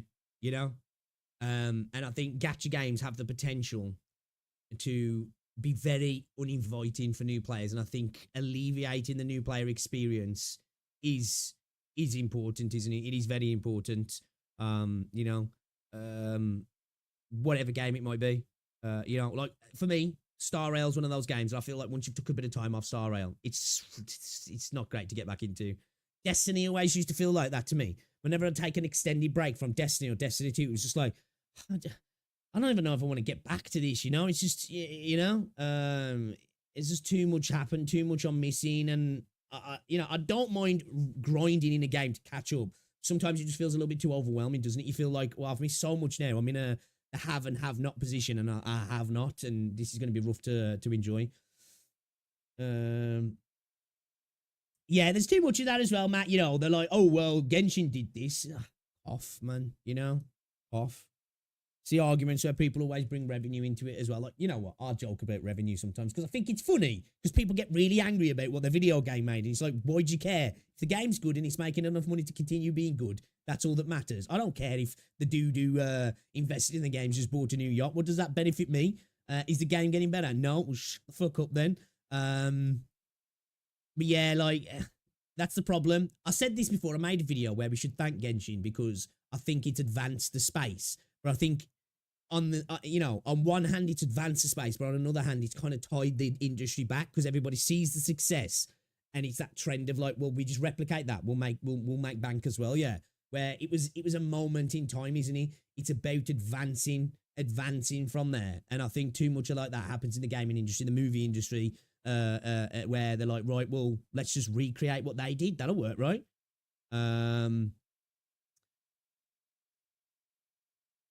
Currently, I have class about game development and the psychology about game development. Kieran's 889 cheered 100 bits. 100. My alerts are so broke. They stopped working the other day. Now both at the same time. Yo, Kieran, thank you very much for the biddies. The itty bitty biddies. Thank you, dude. Appreciate ya. Welcome to the stream as well. How's it going, buddy? Good to see you again. Thank you for the continued support as well, dude. Legend, supporting the channel for the longest time, man. Insane. Currently, I have class about game development and the psychology about game development. And man, honestly, I'm always surprised on how HG handles things and how they approach stuff. It is impressive, isn't it? You know, I think sometimes, you know, we look at game development as obviously from that perspective as us as individuals. and it takes a lot to make a successful game. You know, I know it's easy to meme on things like Genshin, you know, oh, COVID buff, blah, blah, blah, blah, blah. But you've still got to respect it, you know? There's a dude who I follow in the crypto space, and he's got a statement of respect the pump. Respect the pump. He's basically saying respect the pump, which means like if a coin's running up, you got to respect it. Even if you're not invested in it, you got to respect it, right? Respect the pump, and your pump will get respected too. You know, weird analogy, I know, but like you got to respect the grind, man. You know, you got to respect the grind with certain games. You know, Mr. Drip Check. No, we're gonna get into that now. I also think CC has a lot of generalization about the player base of each fandom's how they'll react, but I think each fandom is just gamers who, yeah, exactly. I agree with this, Leo. This is why sometimes I don't get triggered by it, but I think this is a major problem in the Wuthering Wave CC space. Now, I get it. There's a lot of things that you can roast Genshin for. There is, but I feel like people are so focused on Genshin as if they're in their head, well, this is how you fix games. Like, come on, brother. Genshin ain't getting fixed. We know what you're doing here. I'm not hating. But like, you know, so yeah, I do, yeah, and this is, I'm generalizing myself there. It's not the entirety of the space, you know, it's not the entirety of the space. I think we do this, we generalize the gamers, the communities. Not everybody's the same, you know. We've got to remember that the person who's saying dumb shit online is usually the minority in a community. We forget that, don't we? The same as it is when you go on Twitter and some person's rabbiting on about political positions. You got to remember, you find yourself sometimes go, man, these are crazy. Doesn't represent the entire group, does he? Just doesn't. It's easy to get drawn into it though, because algorithms feed us this stuff all day. So we think it's the majority when it's really, really not easy. It took me forever to get a few teams to level 19 we were, and now I can do events with a lot less issues. I know what it's like to be pushed back to the line, back of the line, and never feels good of, yeah. Hey, Isaac, what's going on? What a coincidence. I just finished watching part 1. What's up, Pixel? Hey, thank you very much for watching the video. I appreciate it. When you're going to have online multiplayer, just set multiplayer equals true. It's that easy. Because the way you think it's really different and trying for niche markets, plus the way their company works is quite different compared to the other gacha company. Making things like Genshin doesn't make a game unique, right? Exactly. CCs have become nothing more than drama farmers when it comes to gacha. They know where the money comes from and are willing to sell their souls to do it. And yeah, don't get me wrong, I don't mind a bit of drama. I don't mind it, you know. You will find videos from time to time from me laughing at things in other video games, laughing at community, laughing at things people have said, roasting a game for doing some dumb shit. I just think sometimes like people attach what they're seeing on Reddit and they're like, oh, that's Hoyo. That's the Hoyo community, that is. They're all like that. And it's just like, I don't know. That rerun events won't be able to flex my festering desire. Gacha CC's got to get their bag from somewhere. Game is game. Yeah. That's what I'm saying. I don't judge it. You know, as you said, game is game. The grind is on. The algorithm promotes what the algorithm promotes. And if you're not working with the algorithm, then, you know, you ain't getting paid. It's about us as this is where we have to play our part. I'm a viewer as well. I make content, but I watch a lot of content. It's about us, about sifting stuff and being, you know, human beings with actual cognitive abilities to go, wait a minute, something smells like shit here, you know, and then take things with a pinch of salt and then just take things for what they are, satire. That's the one thing that gets me in the gacha community. So many people just don't understand satire. It's unbelievable the amount of times that somebody makes a joke and somebody takes it as gospel and actually loses the shit over it. Absolutely wild. Don't mind a bit of drama when he cut and saturates. Yeah, I agree with that. I think that's a problem in the Wuthering Wave space at the minute. I do. I think Captain Cabinets was even speaking about this herself. She said that she thinks that is a problem with her content, you know? And she still wants to react and still do that stuff, but she feels like it's become the majority of her content. I respect that. You know, you got to look at things honestly sometimes. And I think the Wuthering Waves space has become a little bit of that. That's why I react to a lot of stuff in Wuthering Waves, but I tend to try and keep it, well, I don't want to say positive, because at the end of the day, YouTube drama is just YouTube drama, and it's not that deep, but, you know, not always to be like, oh, look what Hoyo did. You seen these Genshin fans, retards. You know? It just gets a little bit boring after a bit, especially when you've seen 15 content creators react to the same video. So it's been quite refreshing just delving into Arknights, you know, enjoying the community. You guys have been awesome, loving the lore, learning about the world, experiencing the music. I can't wait as well, chat. I don't know if it's going to be the weekend or next week. We're going to watch the concerts. I'm looking forward to it. Actually, I'm really looking forward to it. I'm trying to see if I can get, if it's in the week, Rosie won't be involved. I want to see if I can try and get her involved in the weekend. We'll see. We might watch it in Discord together and stream it. But I'm really looking forward to it. I'm looking forward to it actually. So I can't wait to do that. I'm gonna get myself. I might even be naughty. Might get a couple of beers. Might get some munch, and we'll watch it like we're watching a live show together. It'll just be a chill out, you know. We'll react to it, but we're just hanging out like enjoying a concert together for an awesome universe. But I think is the drama a bit repetitive nowadays and just tiny issues? Yeah. That's the thing for me. Sometimes like disgusting, right? Yeah, some stuff is just like some people will make a video for 9 minutes, milk the shit out, yeah, and then it's one comment that was made on a video somewhere. And sometimes you're even looking at the content, it's like comments, and I'm like, I think that person was joking. I think they were taking the piss. And you've made a 10-minute video out of it. It's like that's the sort of stuff that's a bit tiring, in my opinion. Personally, I think it's good to talk about crazy stuff in the space, but sometimes people, you know, them like, oh, look at that anthill. Let's not turn it into a molehill. We're gonna turn that into a fucking mountain, bro.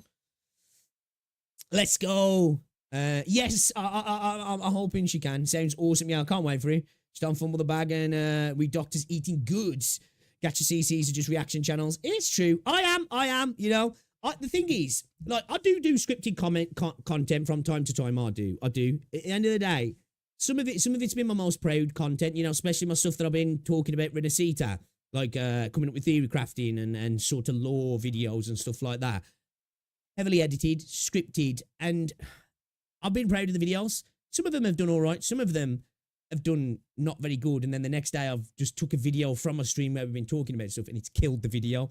It's like just done numbers in comparison, you know. So, but I enjoy reaction content as well. I do like seeing people's opinions on things. I find it interesting personally. You know, as long as you don't get shanks on each other's throats, we good.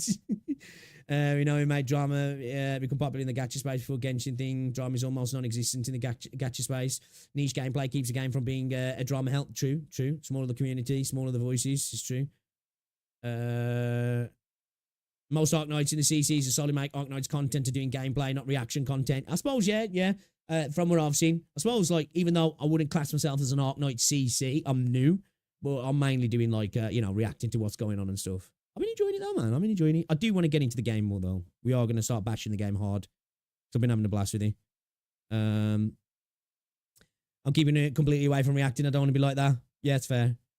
Like I say, I do reaction content, but mine's usually to stuff, you know, like what we just reacted to there. Somebody talking about their worries in a video game. I don't want to get into reacting about this person said this about this person. Now they're arguing. Now let's wade in on it. I've only done that once with Saint Tontas, and that was just because it was dragging everybody into it, and I just wanted to speak about it because I think it's cringe that two content creators are having an argument, and you're like, well, I guess I'm going to interject myself, right? Why not? I'm not a big fan of that stuff so much. Sorry. You know, I think it's just like, just let them argue with each other. Like, you know, it's fine to react to it, like if you're in streams and stuff, but I think making a bunch of videos talking about it, it's just like, well, we've saw this. We don't need to see it like 5 times over.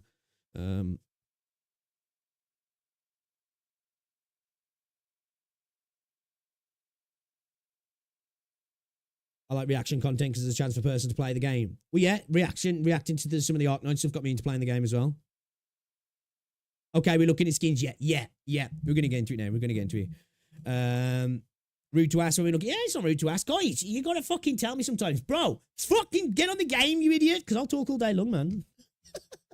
I'll talk all day long. All right, let me put my camera over here because it's the best spot, isn't it? Bottom right. Bottom right is the best spot. Shall I keep you guys on screen? So if you do upload this, people can actually get a reference to what people are saying. Do you reckon?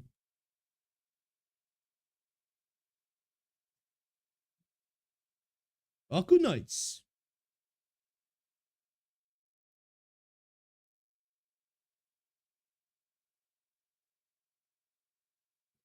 I feel smart here in the app. Hey, that's what I'm here for, man. You listen to my voice, you're like, damn, I'm glad I'm not as fucking stupid as this English twat right here. Dude sounds like he sleeps with his sister. Makes me feel good about myself. You know? Hey, I'll take my spot in life, man. I'll take it, you know? Favourite skin so far? I think it was, what's her name? Is it Mamista? Is it? I forgot her name now.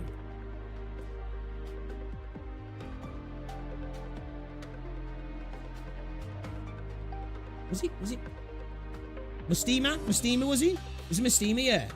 I think it was probably Mystima's skin. Yeah, I think it was the Mystima. I think it is, yeah? Mystima? I think that was it, yeah? Mystima, I believe. If I remember correctly. I really like that one. That was a cool skin, that was. It was a cool skin. Yay, fashion time! How many free times? We got a good 2.5 hours. 2.5 hours. I'm probably going to stream again tonight, though, guys. Probably going to play some Zenless tonight, if I feel up to it anyway. I'm going to be streaming all day tomorrow, though. I've got a hair appointment at 2:30, and then we're going to be on. So probably around about 3 p.m. tomorrow, so it'll be a little bit later than usual. But we're going to be at it. We're going to be at it. Yeah, the fall. Yeah. I like that. I like that. All right.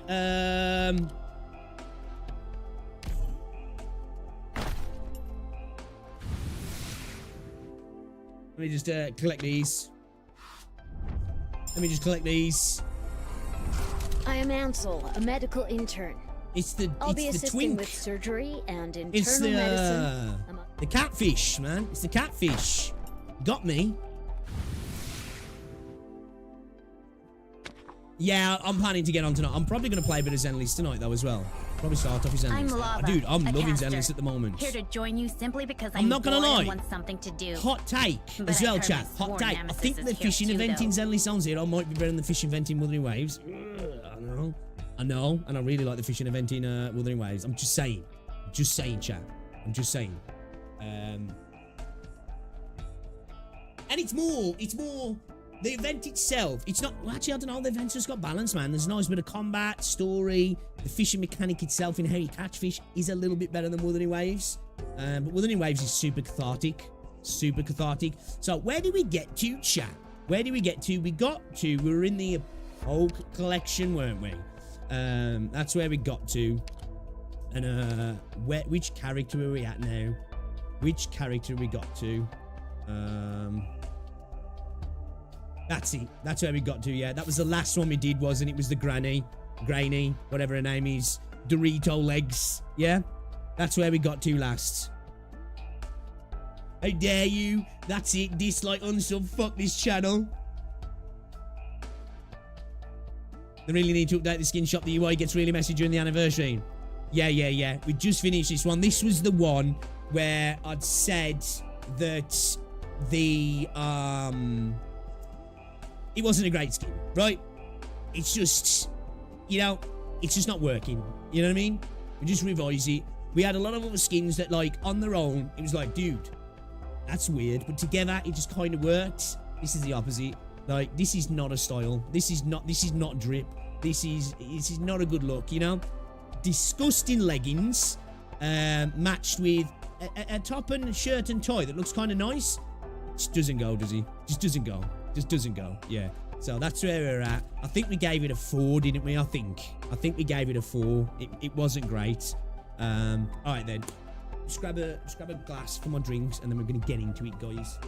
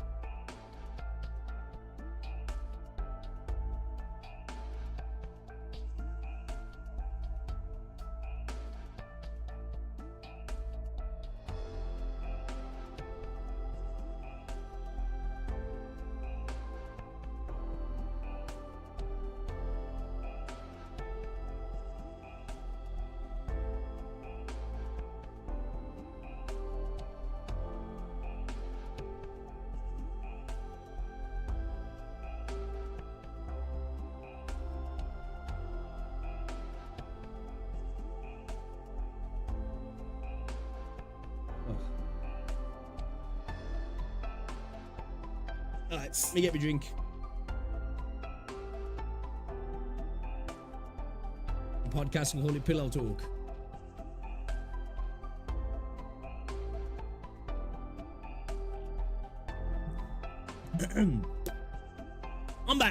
I'm back. Ready to go. Okay? We are ready to go. Chat, we're back. Alright? Last time, part 1, we said, was chat cooking or is chat cooked? I think chat cooked for the most part. Looking at this skin, you'd think chat was cooked because it's not a great representation of the skins in the game. But we are back with a skin review. Okay? Here to see how good the skins can get. And I guess how bad the skins can get as well. Last time, we basically, this is where we got to. There's a lot more to get through, so we're gonna get into it, guys. We're gonna continue on with the skins. We saw some 10 out of 10s. We saw some ones that weren't 10 out of 10s, this included. But let's carry on. You guys get ready for your ratings as well. And let me know in the chat what you think these skins are, where they're at, how good they are. And let's go then, shall we? Let's continue on. All right, next one. We're looking at the Grey. This is for Grey, and this is the Excellent Craftsman. Grey made an exquisite 8-tone musical egg as a present for his close friends, and in exchange, they custom ordered him this outfit, brimming with holiday atmosphere. The artwork looks great. The skin in-game looks kind of nice. It looks nice, right? Kind of cute. Nice, you know. It's got a vibe to it. The outfit... Nah, you know, the outfit, chat, nah, not here for it, chat, not here for it. I don't think there's anything about it that I really like. I guess the shoes look kind of cool-ish if you want to think about it. It's in keeping with like the theme, I guess. We got kind of like this, what's this, like Nutcracker kind of theme, is it like, you know? I suppose the jacket by itself could probably look cool in a different outfit. I think I'd give it like I think I'm gonna give it a 4. I don't think it's mid. I don't think it's average. I think it's yeah. I think I'm gonna give it a 4, chat. I'm gonna give it a 4, crap. Yeah, it's a Nutcracker vibe. Yeah, Nutcracker vibe. Not a Nutcracker. Not a Nutcracker. It's a Nutcracker vibe. And I'm not vibing with it. I'm not here for this, chat. I'm not here for it. I'm not feeling it. In-game model looks a lot better than the actual artwork, though, I've got to say. So I suppose you could knock it up there. I suppose in-game, maybe give it a 5, mid. Artwork, nah, not feeling it, chat. Not gonna hear it. I'm not gonna hear it. All right, then, let's move on to Beeswax's one, then, shall we? And this is the Weber Sand, or Weber Sand Home Leisure Style. A present from Carnelian to Beeswax. She believed this one would fit her most, and knew Beeswax would like it. In-game model, cute. It's cute. It's cute. I like it. White sand. Why is that? Wiser is it? Why is that sand? German, yeah? We're talking German, yeah. The in-game model's really cute. If we look at these, it's a cute outfit, you know? I think it's a cute outfit, you know? The knee-high socks, cute. The little shoes are kind of cute as well. It is very much a casual, chilling out kind of vibe, isn't it, really? You know, just relaxing. And I think for that, I think it's a solid 6. You know, I think it's a solid 6. Maybe even potentially a 7. Like, this is uber casual, right? We got to look at it for what it is. From a fashion sense point, it's decent, you know? It's nothing spectacular, but then again, casual attire isn't it? That's what it's supposed to be. It's casual. So, I think I'll give it like a 6, but maybe a 7. So, the shoes are slip-on then as well, yeah, because you can just see here a little bit of a slip-on thing going on there. I think a 6, it's a high 6, a 7, right? A high 6, a 7 for the outfit. Sort of casual. I like this, is it, what area is this? The gramophone and the, I like this. The artwork's really nice, so, really nice. But yeah, I'll give it a 6. I'll give it a 6 on the style department. In-game, though, I think it looks nice. The model does in-game. Okay, now this chap. So this is for Sonogi. And this is the Londinium style Miko home leisure style standard apparel for Victorian housekeeping staff. The pattern on the skirt hem was embroidered in improvisation by... Oh, she made it herself then. Okay. Who seems to have misunderstood this clothing's use case. Okay. In-game model. I love it. The in-game model looks gorgeous. I really like the in-game model. It's good. Man, this is a gorgeous piece of art. This is an 8. I think this is an 8, chat. You know, I love a weapon. That's really cool. That's really cool. Stylish. Very Victorian. Great for a Londinium Victorian, you know, area. I like it. I like it a lot. I like the intricate pattern here as well. And the hem. Cute boots. Liking the gloves. Little headpiece. Yeah, I think this is a solid 8, yeah. I think this is a solid 8. I built it purely for this skin.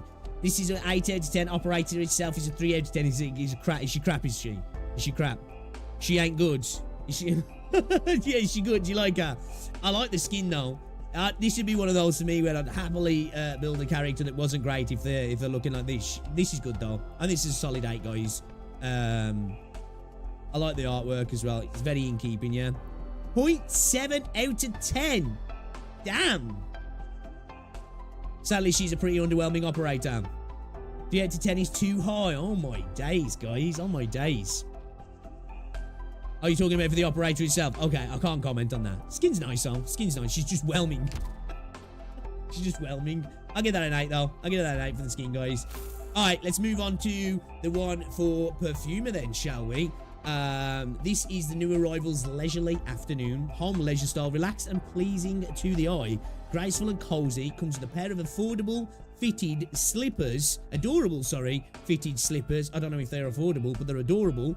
For an afternoon completely free of cares, wherever you are. In-game skin, really cute. Like it. Got the little phoenix fox, whatever it is, with her. Really like the in-game skin. I like this. I like these. I don't know about the slippers personally for me. I don't know. It's hard to say though, because you can't really see the entirety of it, can you, in the artwork? You know, you're kind of relying on the skin itself in game for the rest of the outfit, for the lower part of the outfit at least. Anyway, I think I'm gonna give it a 6.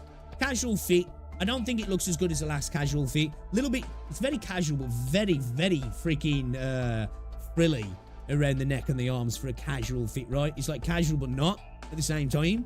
0 to 10 could do better, Shy. Damn, that's rough. I think I'll give it a 6. 6, 5, 6, kind of mid. Is it just above mid or is it more? I think it might be more mid, right?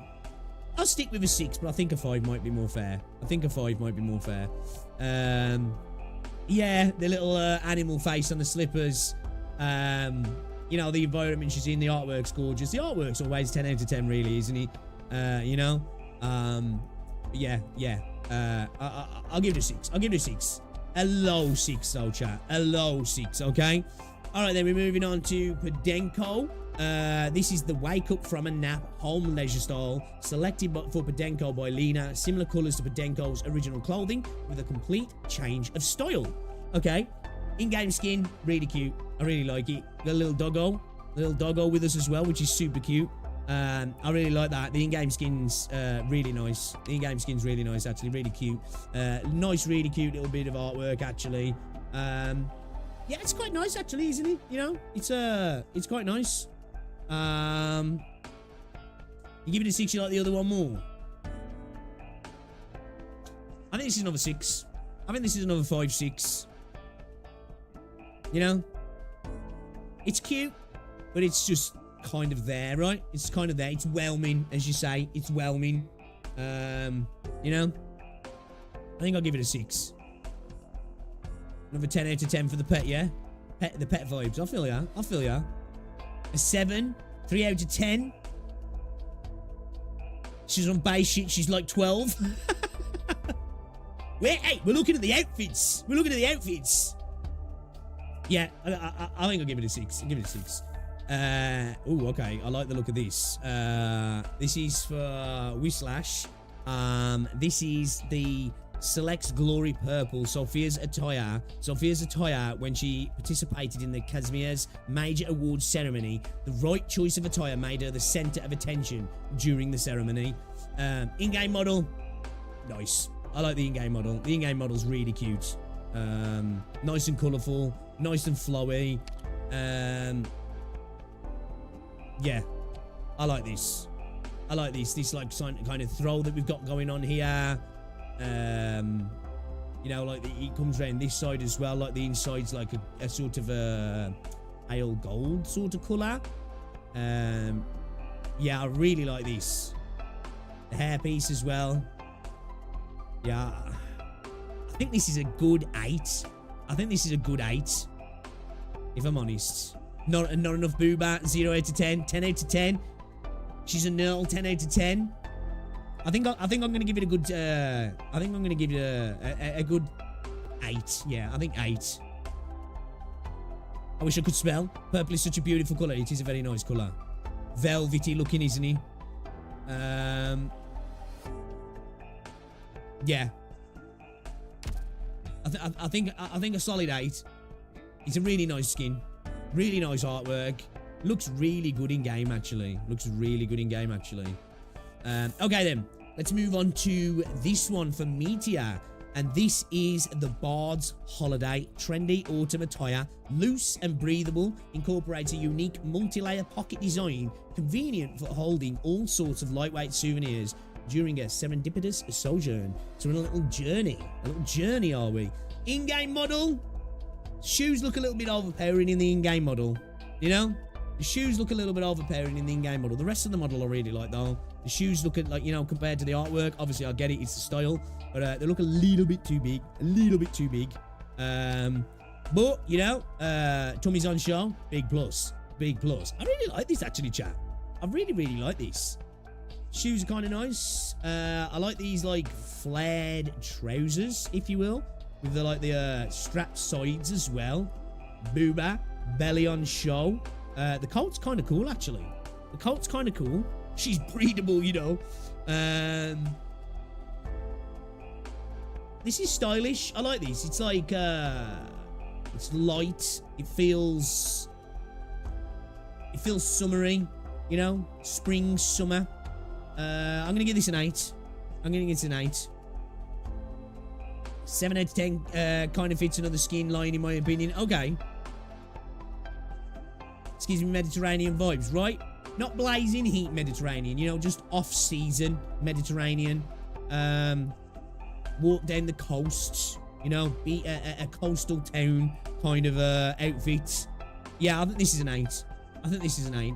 Cozy coastal vibes, agree. Yeah, exactly right. That's exactly what I'm thinking, you know? And barring the autumn leaves, true. We'll ignore those. We'll ignore those, okay? It's reverse. It's reverse. The reverse leaves, these are. Yeah, I like this. I like this. I think it's a solid 8, chat. Solid 8. The in-game model looks really nice. Her eyes look really nice in the in-game model as well, actually. Okay, let's move on to this one then for Palace. And this is the Heritage line. Traditional Minoan ritual attire. So this is obviously like a Greek-styled fancy attire. Coordinated with modern themes. Is once again in vogue among Minoans.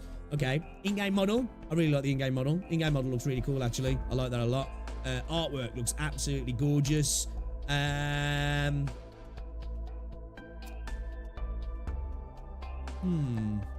really like this, like, I don't know what you would call this detail here. Almost like a laurel kind of thing going on. The design itself looks good. But it's very, I don't want to say bland. It's very monotone, right? It's very monotone. But it's very nice, you know?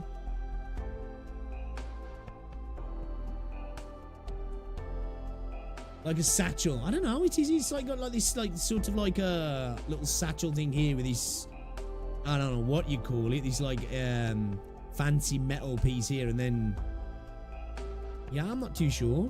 It looks cool though. It looks cool. Monotonish grey. Yeah, it looks a little bit grey, a little bit monotone. But the style's really cool though. I really like the style. I think this would probably be a solid 8 if it stood out a little bit more. I think I'm going to give it a 7 though. It loses a point for the fact that it's very, very monotone. But it makes sense that it is, right? You know? Unsaturated, yeah, it's lacking saturation. Yeah, that's a good point, yeah. You know, even like the reds here, very yeah, lacking saturation, aren't they? Very pale. Yeah, I'll give it a 7. I think a 7's fair. Alright, Neil, no worries, dude. I think a 7's fair. Yeah, I think the brightest part of the skin is the flowers on the what this laurel going around the head, yeah. Yeah, 7. I think a 7's fair. I think a 7's fair. Okay, all right, let's have a look at this one then. Wow, okay, this is from Polka. This is the masterpiece, the outfit worn by Natalia Andreevna Rostova, student council president of Chernobog, number 4 secondary school, during her commencement speech. Now, the skin in-game looks really, really good. Really good. Very fancy. Very fancy. Very regal. Very posh. Very upper class. Very royal. Right, you know? It's got that royal vibe to it. I love the headpiece as well. The way it's got the like little jewels like kind of cross over the ears. It's got like a very Victorian sort of vibe. I love these pieces, these that come all the way down with these like metal buckles, square buckles at the bottom. She's being dressed by teddy bears. Really nice gloves. Yeah, this is nice. This is really nice. She's a noble, makes sense. I think as an outfit, this is a nice outfit. Yeah, I think colours, style, give it a 9, yeah? Give it a 9. She's still in junior high. Hey, look, we're looking past that, chat. We're looking past that, all right? I'm not taking it there. I'm not taking it there. We're looking at the outfits. On the ones that we can clearly tell, all right, we can look at all the stuff. When it's not, we're looking straight at the outfits. Straight at the outfits. Okay? Yeah, I think I'll give it a 9. I think for an outfit, it's really nice. It's very noble. The neck pieces as well, really good, yeah. Yeah, I vibe with you. I vibe with you. She's 16, 17, whatever. Anyway, we're looking past that. We're looking past that. I ain't looking at the copper charge. Yeah, I like it. I really like it. Colors, contrast, really good. Yeah, I'll give it a 9. I'll give it a 9, chat. I'll give it a 9. I'll give it a 9, chat. All right, move on. Let's have a look at this one then. This is one for Andriana. This is the Silent Arrow, an Iberian classic enhanced with customers' own artistic touches. Andriana's particularly appreciates this outfit's moisture resistance. Okay, in-game model. I really like the in-game model. She's 100 years old, bro. I'm taking it to Twitter. Yeah, I really like this. The in-game model looks really cool as well. What kind of weapon is that? Is that like some sort of gas-powered weapon? Or what? What's the deal there? This is the one that Lowlight dressed up as, yeah?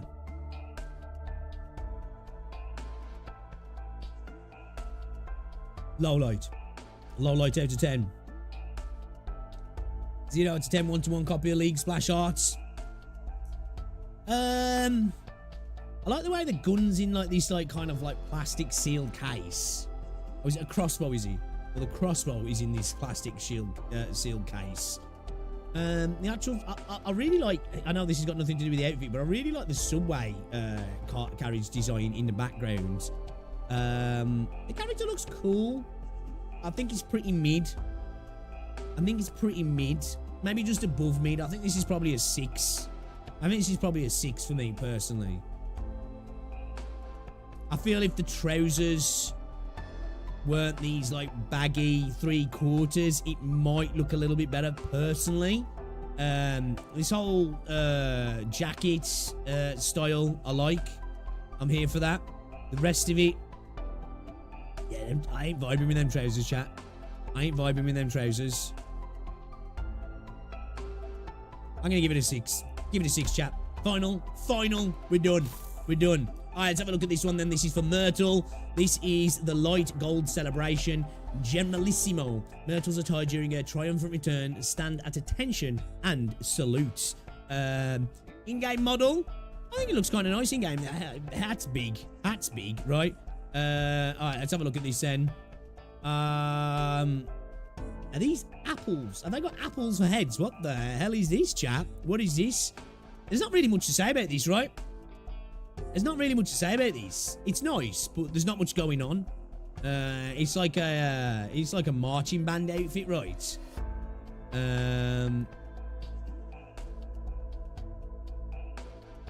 We reckon 7. I'm kind of torn on this because I haven't really got much of an opinion on this. It's like kind of plain, but then the inside of the cape and the blue. It is a blue, yeah, like a royal blue, is it that? It's like a deep blue anyway, almost a purple. Of the sash, whatever you call it, sets off really quite well. So there's nice contrast there. It pops right. 10 out of 100 character, 8 out of 100 skin. Myrtle is the best op in the game. Yeah, I think I'll give it a 7. I'm gonna give it a 7. 100 out of 100, you mean? 100 out of 100. Okay, yeah. I think a 7's fine. Okay, let's have a look at this one then. Okay, this one looks interesting right off the bat. This is for Robin, and this is the Gift of Wild, the choice of the Colombian pioneer with a core emphasis on strong and durable design. The added details give this outfit the extra personal touch. In-game model, fire. Fire. Does she summon these or something? This is fire. I really like this. In-game model is sick. Now, we got some problems here, chat. All right, we got some problems. Now, you look at that like that. Banging. Absolutely banging, right? This is absolutely banging. And then we move down here. Not really feeling the shoes, and this looks like a Romanian grandmother's legs. This does. This looks like a Romanian grandmother's legs. You know, this good. This, yeah. You know, I like the colours. The purple accent everywhere is really pleasing on the eye. As I say, the jacket's nice. The bits in the hair are good. Pretty much everything I like apart from the lower half. That's a disservice to the rest of the skin. It's a disservice to the rest of the skin. I think a 7. I think a 7's fair. If the bottom half is better, this could be an 8. Potentially maybe even a low 9. That brings it down massively. You know, it could almost bring it down to a 6, man. But the Bandito Raccoons save it, I think. But yeah, what are those? Right, what are those? Okay. Oh, okay. We got the Salic. I don't know how you pronounce that. This is appropriate fragrance, finely crafted Victorian dress, handmade from the finest materials, an elegant and dignified outfit, bound to garner attention anywhere. In-game model, fire. In-game model's fire. Really nice. Hair looks great as well. Super long hair. I really like this. So yeah, this is one that's a bit more, you know, as you say, lacks saturation, a bit more monotone, a bit more, I don't like to use the word bland, a bit more conservative, but at the same time, it works. You know, the colour palette is just enough for colour here to offset it, right? Salak, I think. Okay. Yeah, this is really nice. This is chat. This is really nice. You'll probably notice with some of the outfits, you know, when they're like this, I rate them quite highly, especially this Victorian blowy sort of style. It's a vibe. I think this is an 8. I think this is a solid 8. It's conservative. I like the flowers on the hip. I like the sash. The umbrella looks great as well. Share to ever just subscribe, man. I appreciate ya. I can barely see it there. The colour's terrible on my other monitor. Yeah, I like this. The dress is nice. Really pretty. I don't know how the hell you'd use this in fighting. That'd be terrible. Yeah. I think an 8. I think an 8's fair. Reminds you of wedding cake. Kind of, yeah. Kind of, actually. That's where you're coming from there. Lavender purple is quite nice. Yeah, that's it. It's a lavender, isn't it? Yeah, definitely. Like a pale lavender. Yeah, I'm here for it. I really like that. Yeah, soft colour palette. Agree. Let's go on Scarth. Welcome to the stream. Yeah, I think an 8. I think that's fair. It looks really good in game as well. Looks really good. I like that. Okay then. All right then. This is for Mulberry, and this is the plant crude drug practical outfit worn by Mulberry for both relief and horticultural work. With enough pockets for all her tools, green trimmings adorn the simple fabric, representing a verdant life. In-game model, super cute. Super cute. I really like the in-game model. It's a really cute model, actually, that is. It looks really nice, especially with the twinning of her hair like that. Let's have a look at the artwork then. I like this. This green. Oh, man. I love lime green, I do. It looks so good. The one glove, the sleeve with the sleeveless, showing a bit of waist, the little fluffy shorts. The shoes look great as well. This very much looks like Belle from Zenly Zone Zero there. This is a solid 8. I really like this. This is a super cute outfit. This is got little panda in the pocket here. You know, the colours offset beautifully. I really like the jacket. The way it's like the apron's like part of the outfit, isn't it? It's like an apron with the sleeve attached to the apron kind of thing as well. Yeah, this is really nice. I like this. This is it's definitely a solid 8. Solid 8, potential 9. I'm really on the verge for going for a 9, you know. I really like this, chat. Super simple, but really, really nice. You know what? Fuck it. It's my review score. This is a 9. This is a 9, chat. This is a 9. I'm giving this a 9. I like it. I think the pose sets it off really well as well. Tones are nice, right? Yeah. Technically, if I recall right, they don't bring those outfits to fight there, just modelling for clothing line as a side gig.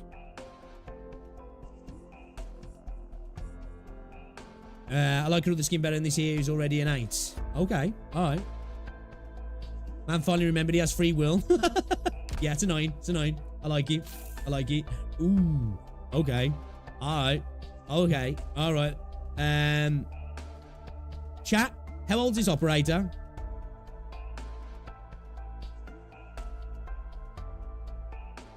Bro likes apron. Bro likes apron. Before we go anywhere.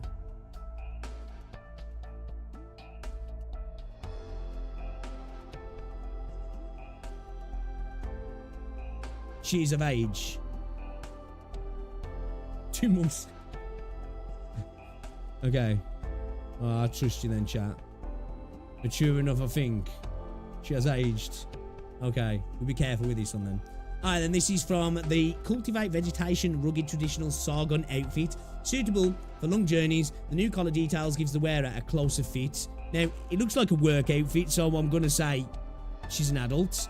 In-game model, I really like it. I really like it. It doesn't do the artwork justice, though. The artwork slaps. In-game, though, I like it. Now, this, I like. This, I like, okay? I'm guessing she's some kind of nurse or something then. She looks like she's ready to murder you. Well, it looks like she's ready. Is she using this on the plants? She looked like she's about to do some gardening work and then treat somebody as well. You know, cute little shoes. You got the stockings, the hold-ups. You know, the rest of the outfit I really like. It's got like I say like a nurse sort of vibe to it, hasn't it? Along with like the little what would you even call this? This isn't an apron. It's almost like a, you know, like an ammo pouch almost, isn't it? She's a medic after all. Right, okay. From the artwork, chat. I think it's a 9, man. I think the pose, the outfit coming together, the way she's looking at you like that. Chat, it's a 9. It's a 9, chat. I really like this one. This is nice. This is nice. You dress like an old school nurse. Yeah, kind of, yeah. Kind of. Sort of. Yeah, it's a 9. Definitely. Banger. Banger. Banger. Okay. Alright then, this is for Utagi. Utagi. This is the Disguised Home Leisure Style Snug and Cozy material. Dark purple and tangerine yellow collide for a full-on sense of vogue. In-game model, nice. Really like it. Nice pop of the yellow here.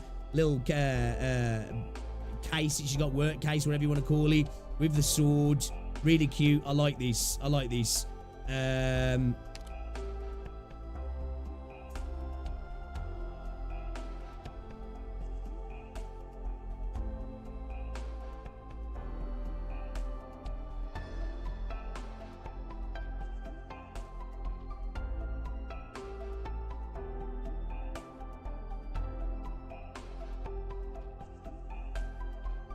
Chat. Okay.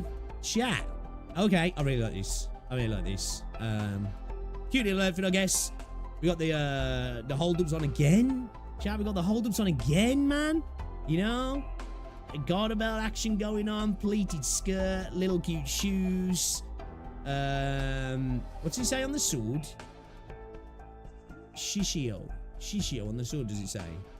Yeah, I like this. This is a really cool piece of looking respectfully, for real. Yeah, definitely. Always, always, always. Yes to the tail. This is man, I almost want to give it a 10, but I'm going to give it an 8. I'm going to be unbiased here, chat. I'm going to be unbiased. Respectfully looking, it's an 8. Respectfully looking. If we weren't being so respectful, it might be higher.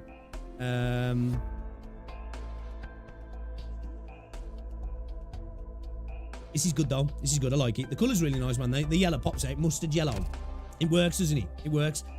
Alright, guys. Quick moment to say, little like break. If you haven't already, guys, drop a like on the stream, okay? Drop a like on the stream. It's very much appreciated. It helps out a lot as well.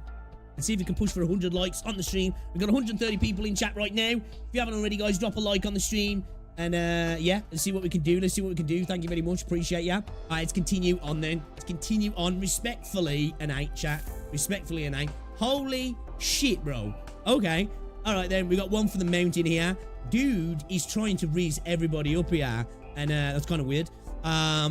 This is the book reader. Traditional Victorian textiles and tailoring. Every cut made by the hands of craftsmen. It's custom-made monochrome cloth. Premium without being conspicuous. Bro.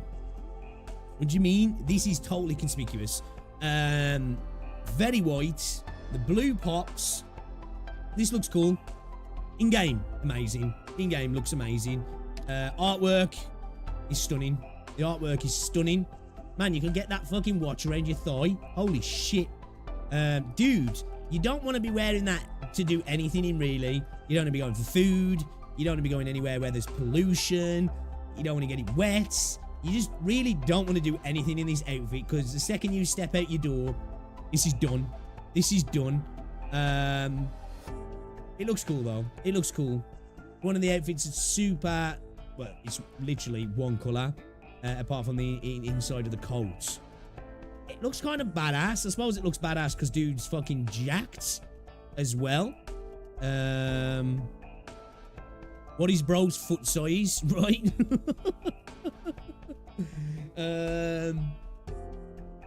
His clothing was, yeah, definitely. Yeah, this is a take a photo and then get it off now and get it in the wardrobe quickly. Don't even breathe on it. Don't even touch it. Just the grease in your hands will make this mark. For that matter, it gets a 7. It gets a 7, chat. It looks cool, but you know, come on now. Come on now. All white, everything. We got white on white on white, chat. On a white, pretty much white. Well, he's got white and black patterns on him, but like, bruh, you know? Yeah, it's a 7, I think. It's a 7. Bro, he's rich. I think so with that, man. Need to be rich if you're buying outfits like that. Jesus Christ, shit's ruined straight away. Alright, let's move on to this one then. We have got the Aka for you. This is the temperament. Adroit tailoring in a rich modern sense for colour, contrasted with accessories, detailed with classical appeal. Spectacles are custom made as a gift by the brand for the clients. In-game model, beautiful. In-game model is beautiful, chat. The lavender hair with what is this? Is this like a teal? Is it? I don't know. I'm not great with colours, if I'm honest, but this is gorgeous. The in-game model is one of the better looking ones for sure. One of the better looking ones. Let's have a look at the artwork as well then. Gorgeous. Gorgeous. Yeah, this is beautiful. Shoes, really pretty and cute. The jacket is gorgeous. The skirt as well, with the shorts underneath. Stunning. This is really, really nice. This is really nice as well. The hair contrasts with the outfit beautifully. The umbrella's nice as well. Shirt and the tie with like the little metal. I don't know what you call these going across. Yeah, this is a 9. This is a 9. This is a 9, chat. Definitely. I think this is really nice. I really like this. It's nice. Not the toilet discussion, bro. Oh shit, actually, yeah. We could have that discussion here, couldn't we? We're not going to. We're looking at the outfits. We're looking at the outfits. 7.5, 6 out of 10. Really? You reckon? Yeah, nah, I'm gonna give this a 9, chat. I really like this. This is a sort of outfit that, like, if your girl was wearing it, you'd be like, oh my god, that's just fine. Absolutely fine. You know? Yeah. It's a 9. It's a 9. It's a 9. Not again. I have to get some lunch. No worries, TMF. Catch you later, buddy. Thank you very much for stopping by. Yeah, 9, guys. Solid chat. Solid rating there, I think. Skin's gorgeous. Can't change my mind. It's a 9. TMF, I'll catch you later. Alright then, let's have a look at this one then. World Main. This is the Justice Maker. Attire of World Main during repairs of Justice Night. Cozy and breathable while wear and stain resistance. Detailing and accessories in contrasting colours, coordinated to embody that sense of planning. The in-game model I really like, actually. The in-game model's really nice. It's cute. I like it. Let's have a look at the skin then. Artwork, really nice. I like the artwork.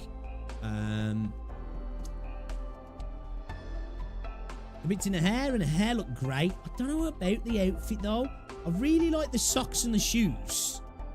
They're really actually kind of cool, like, especially the way the heels are on the shoes. They're actually kind of cool. I like it. Colombian native. Yeah, it's kind of got that sort of vibe to it, hasn't he?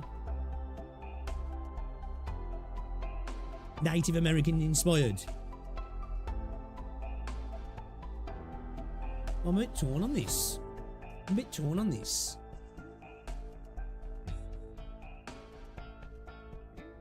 I really kind of like it, but at the same time, I'm like, I don't know why I like it. It's a little bit all over the place, but it works. I think the socks and the shoes really pull it together. You know what I mean? I think and the hair, obviously, really pull it together. I think this is probably a 6. High 6, low 7, chat. High 6, low 7 for that one. Kind of torn. Okay. Passenger. Sub-brand series selects Dream in a Moment. 2 sets of clothing held in passengers' memories and casually put to paper, then realizes outfits by a snooping operator. In-game model looks good. The DI vibes is hitting you. Right, yeah, it's definitely got that vibe. Modeling game looks really, really good, actually. This image going on here, looking kind of questionable. A little bit sus, if I'm honest.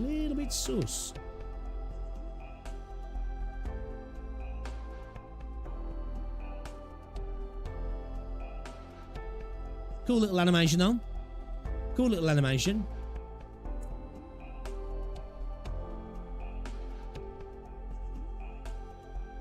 Oh, it's his younger self. Oh, okay. I thought there was something weird going on here. But yeah. We gotta watch this as well. We got an animation for this one, yeah. 私はありし日の運命を紐解いたのでしょうか。いえ、これはただの夢です。あなたが避けてやまなかった夢ですよ。僕の未来。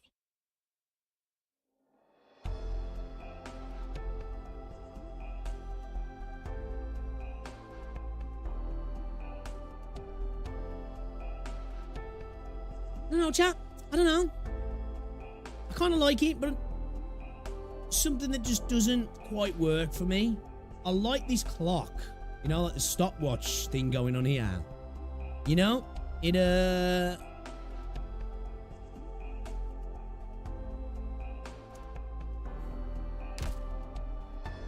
looks better in game than it does in the artwork. I think I'm gonna give it a 6. It's like, it looks like it should stand out a little bit more than it does, you know? Just doesn't look that great. Just doesn't seem to... It looks like it should be like pop, but it just doesn't, you know? Just kind of there. I'm gonna give it a 6, chat. It's not mid. It's not really great. And wow. Wow. Okay. All right. Give me a second. Give me a second. Nerl, the Radiant Knight. Holy. All right. This one is Selects the Light, one of the many suits of armor worn by Nerl in her debut competition season. This one, a modification of a campaign knight suit. In-game model, fire. Fire. Absolutely fire in-game model. Artwork, oh my god, let's just... Shit. I think you know what's coming with this one, chap. I think you know what's coming with this one for me. You know, this is exactly what I said I wanted for Jinx's skin in Wuthering Waves. This is what I would have loved to have seen. This is... we've got the Valkyrie kind of vibe going on here. The armor, the breastplates. We got the gauntlets. Yeah, the whole vibe's hitting hard. This is a 10. This is a 10, chat. This is a straight up, unequivocal, totally clear, not even questioning it, not even thinking, am I going a little bit too high? 10. 10, 10, 10. Sword looks fucking awesome. The artwork's gorgeous. The pose is brilliant. The outfit is fucking sick. The outfit's sick, and it's on Nerl as well. Makes it even better. This is fire. This is fire. This is fire, chat. The cape and everything. Where she's got it over her arm here. It looks gorgeous. Yes, it's almost perfect. It's almost perfect. That's she have a login animation. Nah, she's just got these two.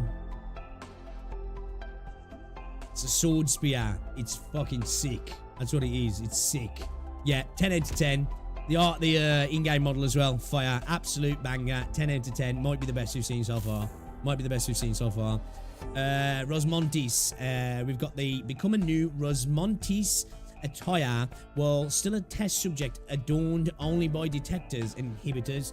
In-game model. Kind of like, actually. In-game models kind of nice. You know.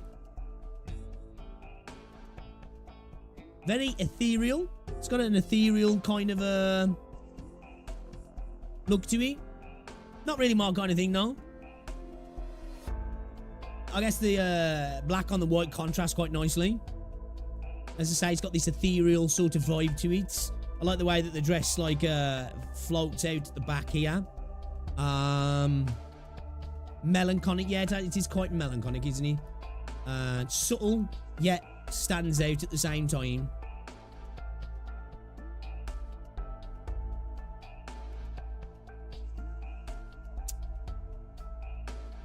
I think it's a 7, chat. I think it's a 7.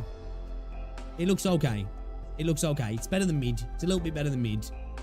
It's decent. It's decent. 7's a good number, though. 7's a good number. I think I'll give it a 7 out of 10. 7 out of 10. It's nothing spectacular. It's pretty plain and simple, but it looks kind of alright as well. And the model looks kind of nice in game as well. I think that's a reasonable score. I think that's a reasonable score. Okay, so we got one for Honeyberry. This is the wildness behind the clothes Honeyberry envisioned during her studies as she described her own prospects to her sickly mother, their intricacies drawn from her mother's wardrobe. In-game model? That's alright. It's alright. Looks kind of nice, but it's alright. It's nothing spectacular. The artwork, on the other hand, is absolutely gorgeous. I think the pose and the whole, like, stance, the angle, it's dynamic, works well for this. I think it really makes it look better. I think artwork-wise, this is really nice, you know. Long flowing jacket, multiple layers. We've got like, is this a dress? Is it, or is it a skirt? Is this a two-piece? I think it's a one-piece. Yeah. It suits the character. Yeah, I think this is a solid 8. This is a solid 8. This is definitely. This one is an 8. Pretty. I love this skin. The art is an 8 though. Yeah, definitely.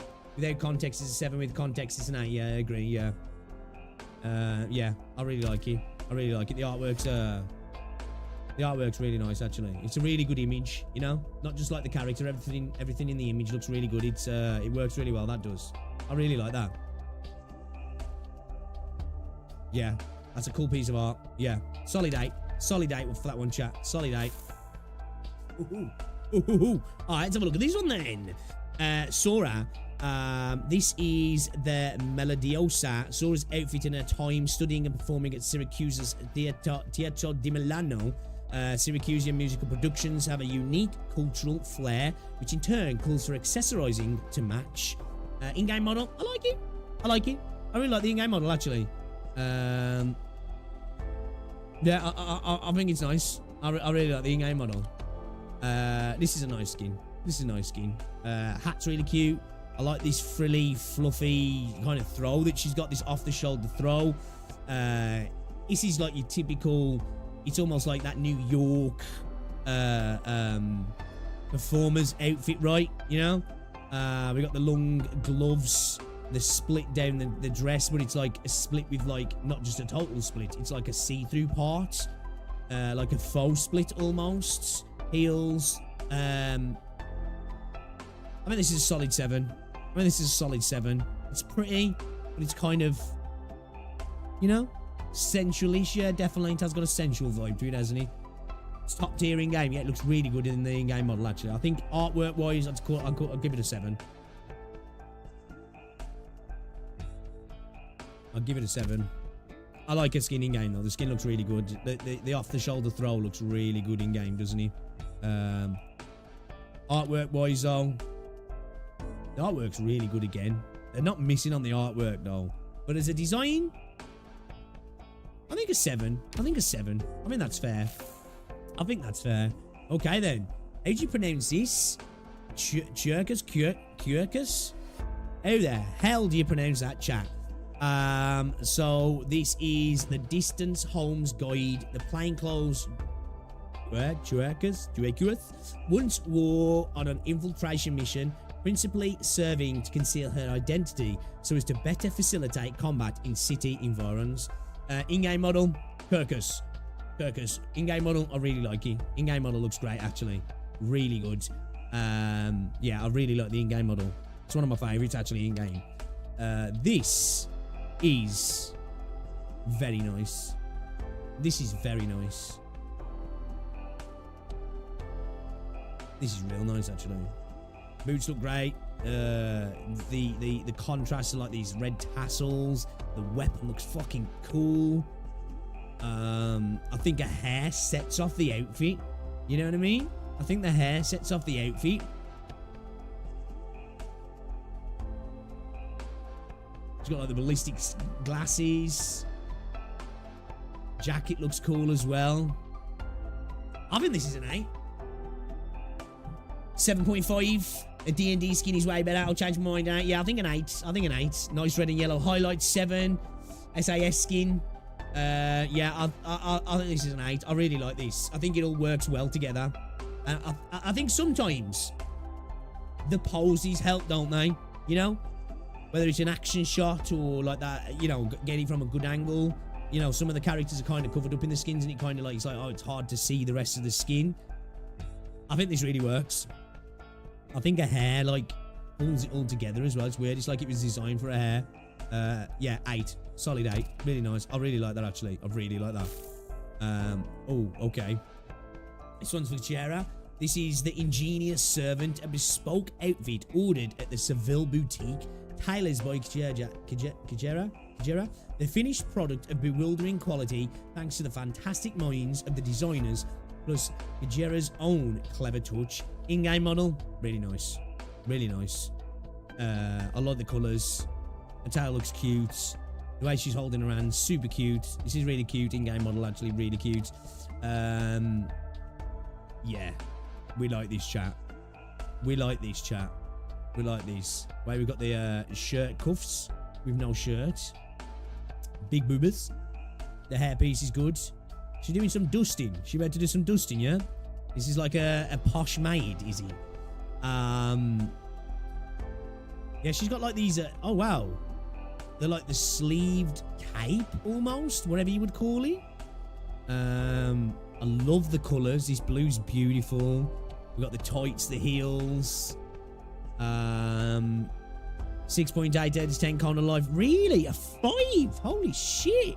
Damn, you guys are harsh. Nah, I think this looks great. I do. Chat, I'm an 8 on this one, you know. I'm an 8 on this one. I love the contrasting colours. Yeah, it's really nice. I really like this. It's really pretty. The richer blue here. Yeah, the colours. This all works. This does for me. This all works for me. I think this is an 8. I tend to like the tactical ones more than the these fancy looking. Yeah, that's fair. That's fair. That's fair. Nah, it's a 6. Yeah, 8. Yeah, it's an 8 for me. It's an 8 for me. I respectfully disagree. It's an 8, definitely. That means 5 out of 5. Oh, look at that. Okay, that's fair. Yeah, I think that's an 8. I think that's beautiful, I do. The colours are gorgeous. It's really nice on the eyes. It's pleasing to look at the palette, like, you know what I mean? Okay, then let's have a look at this one then for Manticore. We've already seen a Manticore skin and we liked it, didn't we? We liked the other Manticore skin. I eat everything this artist draws, so very biased. Hey, nothing wrong with the bias. Nothing wrong with being biased. Seems good, but I'm biased for maids. I agree. I'm a little bit. Give me like a fancy maid outfit. It's that like sort of like turn of the century look to it. I'm here for it. I'm here for it. Okay, then let's have a look at this one then.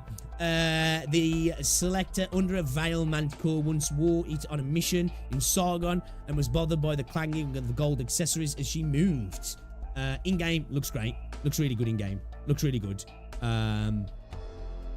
Someone gonna goon and say, oh, this is definitely a little bit more on the gooner side. We got some thighs on show. We got some thighs on show. Bit of underboob. Bit of underboob. I appreciate it. In-game model looks great. This is really nice. The artwork's gorgeous. This lion in the background. This all looks really good. The contrasting colours. The pinks, the purples, pale blue. This sort of like pale goldy sort of creamy colour as well. I'm feeling all of the vibes. You've got the dog tags on a hip here as well. That's what I'm definitely looking at the dog tags. I'm definitely looking at the dog tags. So this is one of those outfits where it's like, you know, you could like goony. You could say goonerish, right? But it's not just like blatantly goonerish. This is a nice, pretty design. You know what I mean? This hairpiece, this headpiece is really cool. The way it flows down. It's got the flowers as well. Adorned with these like metal, I don't know what you call them. The boots look really good. Showing a bit of underboob. This is refined goon, upper class gooning, right? This ain't no trash goon. This is what you call M&S gooning, right? This is gooning from Marks and Spencer's. That's what this is. I like this, chat. I really like this. Not even just for the gooning action. I think it's a really nice design. It's classy. It's sexy, classy. That's what I think. It's sexy, classy. I think this is a solid 8. This is a solid 8. I really like it.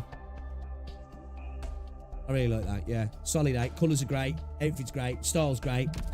Gooning. I'm here for it. I'm here for it. Yeah, good 8. High 8 as well. High 8, potential 9. High 8, potential 9. Okay, let's have a look at this one then. So we've got the palace. This is a drip of Aurea and Potamus, designed for the climate of Minos. Slim fitting and easy to move in. The fabric is durable, waterproof, and resistant to the occasional spilled wine. Can be customized with extras to the customer's needs. In-game model. I like it. I like it. I like it. It's cute. It's got a nice vibe to it. She got a can. Oh yeah, she's got a can in the artwork as well. What are those shoes though, bro? What are those?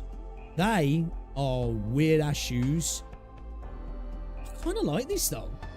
I kind of like it's odd. It's really odd. It's like kind of. Has she got like a jacket around her waist on hold-ups?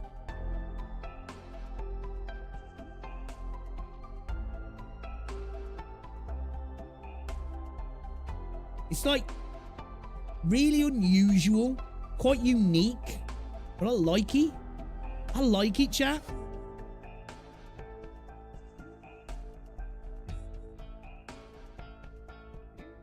I don't understand it, but I like it. Yeah, not feeling the shoes. They're like assault sandals, assault Birkenstocks. I think personally, I'm gonna say a 7, but I think that it pulls off this unique look really quite well. I think I have to give it an 8, just for that factor. You know, visually, I'm like, yeah, it's all right. But then it's like it works when it really shouldn't. Like, in my head, I'm looking at this and I'm like, this really shouldn't work, but it kind of works, you know what I mean? It kind of works. You know? I think that alone brings it up to potentially an 8, just for the fact that...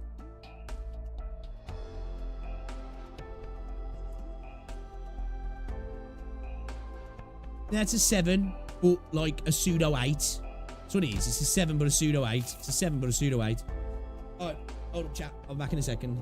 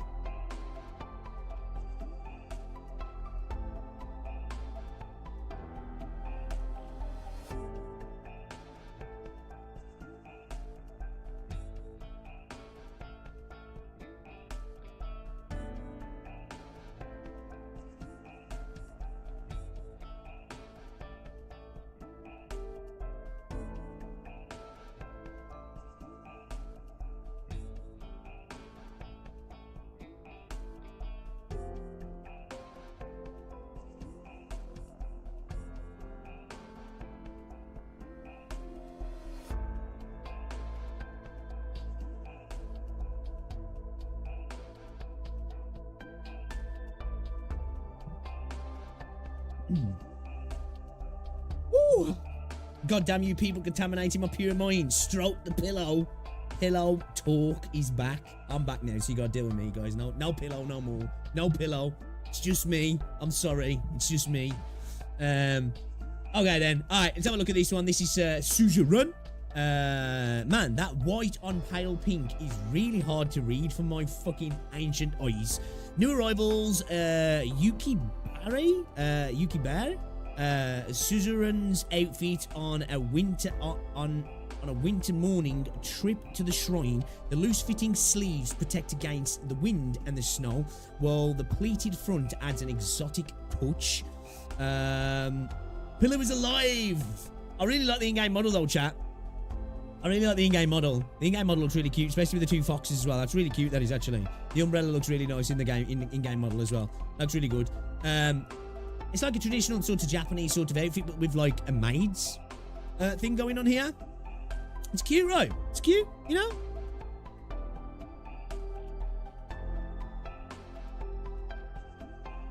I like the colours.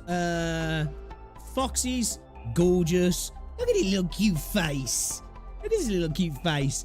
I think this is a solid 8 as well. I mean, this is really nice. It's just a nice outfit overall, isn't it? You know, got a little coin purse here as well. Very traditional Japanese style.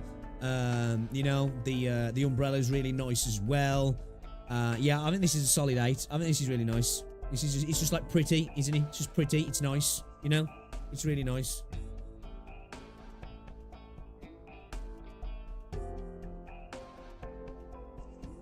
Yeah, the in-game as well looks really good as well. She's off to visit Dad. Yeah, it's cute. It's nice. It's really nice. I like it. I think an 8's fair. I think an 8's definitely fair. Alright, let's have a look at this one then. Okay, we've got another like cute looking one here then. So this is a mint. This is the Sukui custom made for mint, integrating Victorian style into traditional Higashinese garb. Comfy yet unique. It is one of Mint's favourites on festive occasions. So what we've got a Japanese mixed with Victorian style. In-game model looks really nice. I like it. I like the pale blue flower adorning her hair. That looks really cute, actually. Looks really cute. The Manticore skin, the Castle. Yes. Yes. I like this, chat. I like this. You know, cute little shoes. I really like this Japanese, this sleeved thing going on here. It's really good. Like I say, you've got the more Victorian dress underneath with the Japanese, I don't know what this is called. The bit that's going around the waist and down here. And we've got the more Japanese style here as well, like I say, with the Victorian dress and the Victorian shoes and socks. Definitely a merging of traditions, right? Definitely a merging of traditions. You know what vibes this gives me? This gives, it's nothing like her, but it's just this, I don't know what you'd call it that she's holding, a weapon. It gives me Yuna from Final Fantasy X vibes. You know, especially when she does the dance for the spirits of the dead.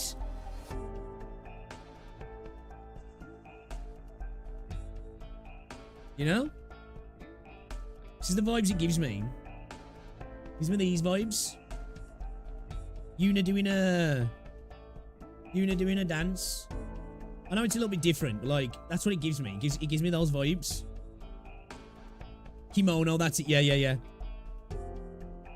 This is a beautiful, beautiful scene in the game, guys. Absolutely gorgeous scene. Great game. I'm playing through this at the moment on the PlayStation, physical PlayStation upstairs. Beautiful scene, actually. Beautiful scene. Yeah, I really like this as well. I really like this. I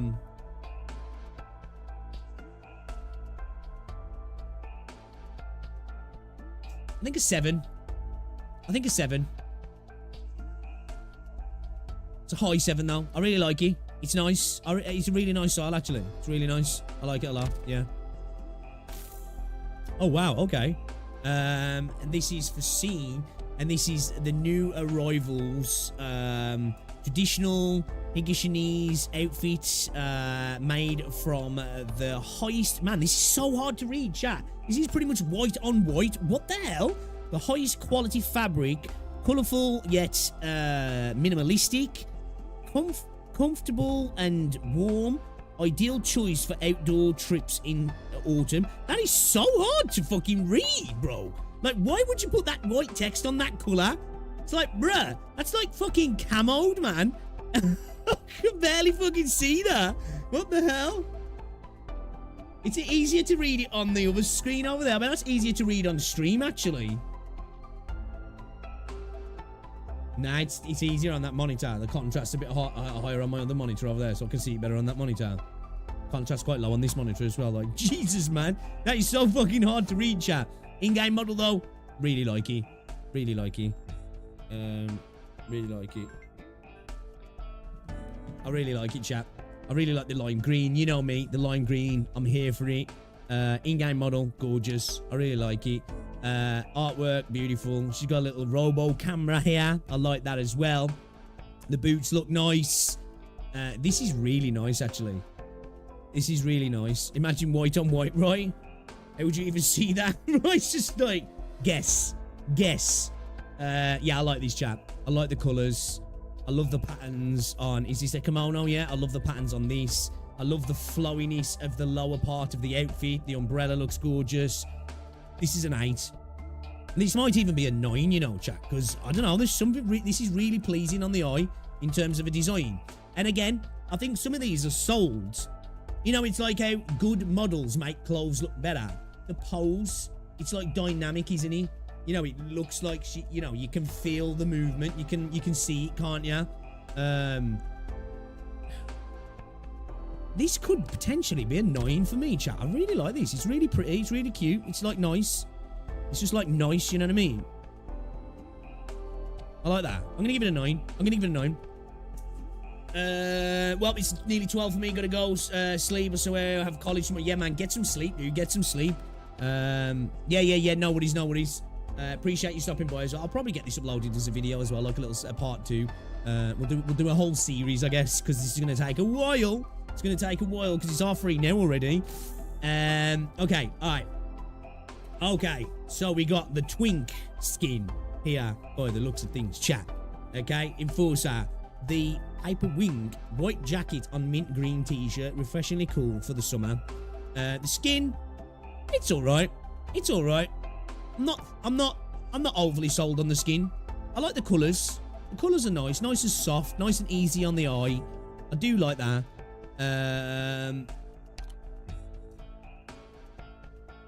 It's kind of hard to see the outfit with this image, isn't it? Really, the way dude's sitting, you can't really see. The jacket looks like it might be all right, but you can't really see it. You know, you can barely see. It's just a plain t-shirt. Like, it's a nice piece of art. Twink out of 10 for this. Minty, yeah, definitely. It's a nice piece of art, but as a drip rating, it's a total assumption because you can't really see what it is. You know what I mean? It's kind of hard to rate this, if I'm honest, chat. What do you reckon for the rating here? This is really hard to rate this. I feel like you've got to rate it off the actual the in-game skin, if I'm honest, because you get more of it there, and I'm not a big fan. I like the colours, but the design, it's mid for me, chat. I think this is a 5. I think this is a 5. I don't really want to say too much because it's hard to see what's going on here if we look at this specifically. So I think a 5, you know? I think a 5. Artwork's great. Like, the artwork are all banging. But as an outfit, I'm going to give it a 5. I'm going to give it a 5, man. 5 out of 10 for the drip, 7 out of 10, 7.5 out of 10 for the art. Sleep late gang, SEA gang arise, we shall stay awake for the night. 6 out of 10 agree it's a 5. Yeah, I think it's a 5 and it's solidly mid. Solidly mid. Average. Solidly average. Okay then, let's have a look at this one. This is the Astesia. This is the Fantastic Crafts Atesia, and her sister wore this for a machine design competition. Lightweight, durable, and easy to clean. A stylish outfit for a hard worker. It does look like almost like a it looks like she could be flying a plane, working on planes or something like that, like on prop planes, you know. In-game model, I really like it. I love the brightness of the hair contrasting with the rest of the outfit. I love a little jacket as well. It looks really cute in the in-game skin. Like, in-game skin is gorgeous, actually. I really like the in-game skin. Again, another piece of artwork that's doing the skin real justice. Trainers are cool. Really like the socks. Nice flowy little dress as well with like a little button-up polo neck shirt underneath. Cool little jacket. I think this is an 8. I think this is a solid 8. Do 6.5 out of 10 for this. 7.5 out of 10. 7 out of 10. Yeah, I think that's. I think I'll go a little bit higher and go for an 8. I like these designs when it's like the super short, high-waisted jacket with a nice, fully flowing dress that's like comes in at the waist and comes out really nice, like, you know. I mean, that's a solid 8 for me personally. I like it. It all comes together quite well. Got like the visor cap as well going on here. Her hair looks gorgeous, man. I love the hair. I really like the hair, man. The hair sets the whole thing off. I think the in-game skin here is better than the artwork, even though the artwork's really good. The in-game skin just looks great. Yeah, this is solid 8. Solid 8, that is. Really good. I like that one. Ooh, I like this. Okay, so we got Horn. This is the to effloresce whitely, a gown for Victorian nobles woven with fine muslin, fragrant and supple flowers gracing a pure white skirt, a quiet elegance, delicate and sublime. In-game model looks kind of nice. Looks totally different to the artwork.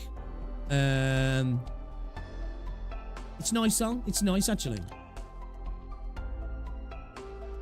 Is she cleaning the sheath of a sword with her outfit? Looks like she's.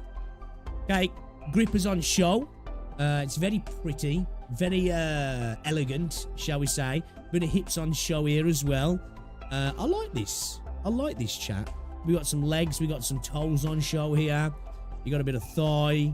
A bit of hips, should I say. It suits her. It really suits her, actually. I like the little headpiece as well here. I think this is a solid 8. I think this is a solid 8. Pretty out of 10, 7 out of 10. 10 Lady of the Lake. Might be a reference to the Lady of the Lake. Maybe. Maybe, actually. Now you're saying that, maybe. Heavy Artillery Fairy. I like this. I think this is a solid 8, chat. I think this is a solid 8. It's a really nice piece of artwork as well. Again, this is another one. The pole sets it off, you know? Pole sets it off. Yeah, 8. 8 for me. 8 for me, chat. 8 for me. Okay, then. Ooh, this looks really nice in the in-game. This is for Heidi. This is 1,000 Correspondences, a custom outfit made of fine and lightweight material, tailored based on Heidi's descriptions of her childhood summers. Though it feels different from how she remembers, doesn't it always? In-game, really nice. In-game, really nice. I like this. The colours are good. The pink of her hair offsets really nicely against the rest of the outfits. The artwork is absolutely beautiful. This is a beautiful piece of artwork. This is. Sorry, but thighs, horn feet, 8 out of 10 for this holy cheek. Yeah, I like this. I think this is an. Yeah, I agree. I think this is an 8. Yeah, I agree. We're on that one. Again, Holes is doing it justice. Showing off the toes again. We're getting into the toe saga now. We're into the toe arc, guys. Grippers on show. The pose is gorgeous. The colours are gorgeous. The outfit's lovely. We're showing a bit of thigh. We've got this like laurel thing wrapped around the thigh as well, which is really nice. Yeah, big W. Big W. The artwork's gorgeous, man. I love this setting wherever she is beautiful. Solid 8. Solid 8. A bit of thigh. Well, the entirety of the thigh. And I like it. I like it.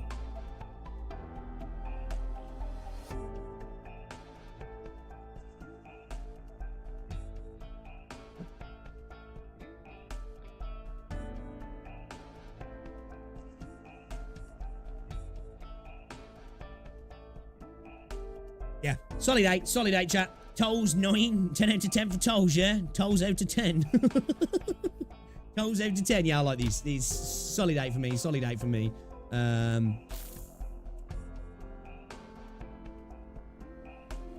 Okay. Harmony. Invitation. A set of formal wear Harmony wears while enjoying the afternoon in her study. The smart tailoring makes her skirt move in a beautiful curve, and the fabric's especially chosen to hide any stray fur stuck on her clothes. Cat lady, yeah? Cat lady. In-game model, really like it. I really like the in-game model here, guys. The colour of her hair is gorgeous, actually. I really like these, but hey, we're not here for that.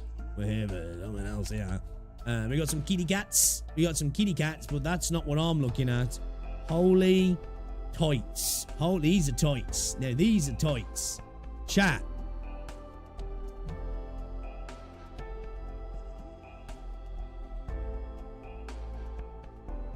I feel like I'm being biased here. This could be a 10. But I think it's just a 10 from there. Whoa. You know what I mean? That kind of factor. I think I'm simping a little bit.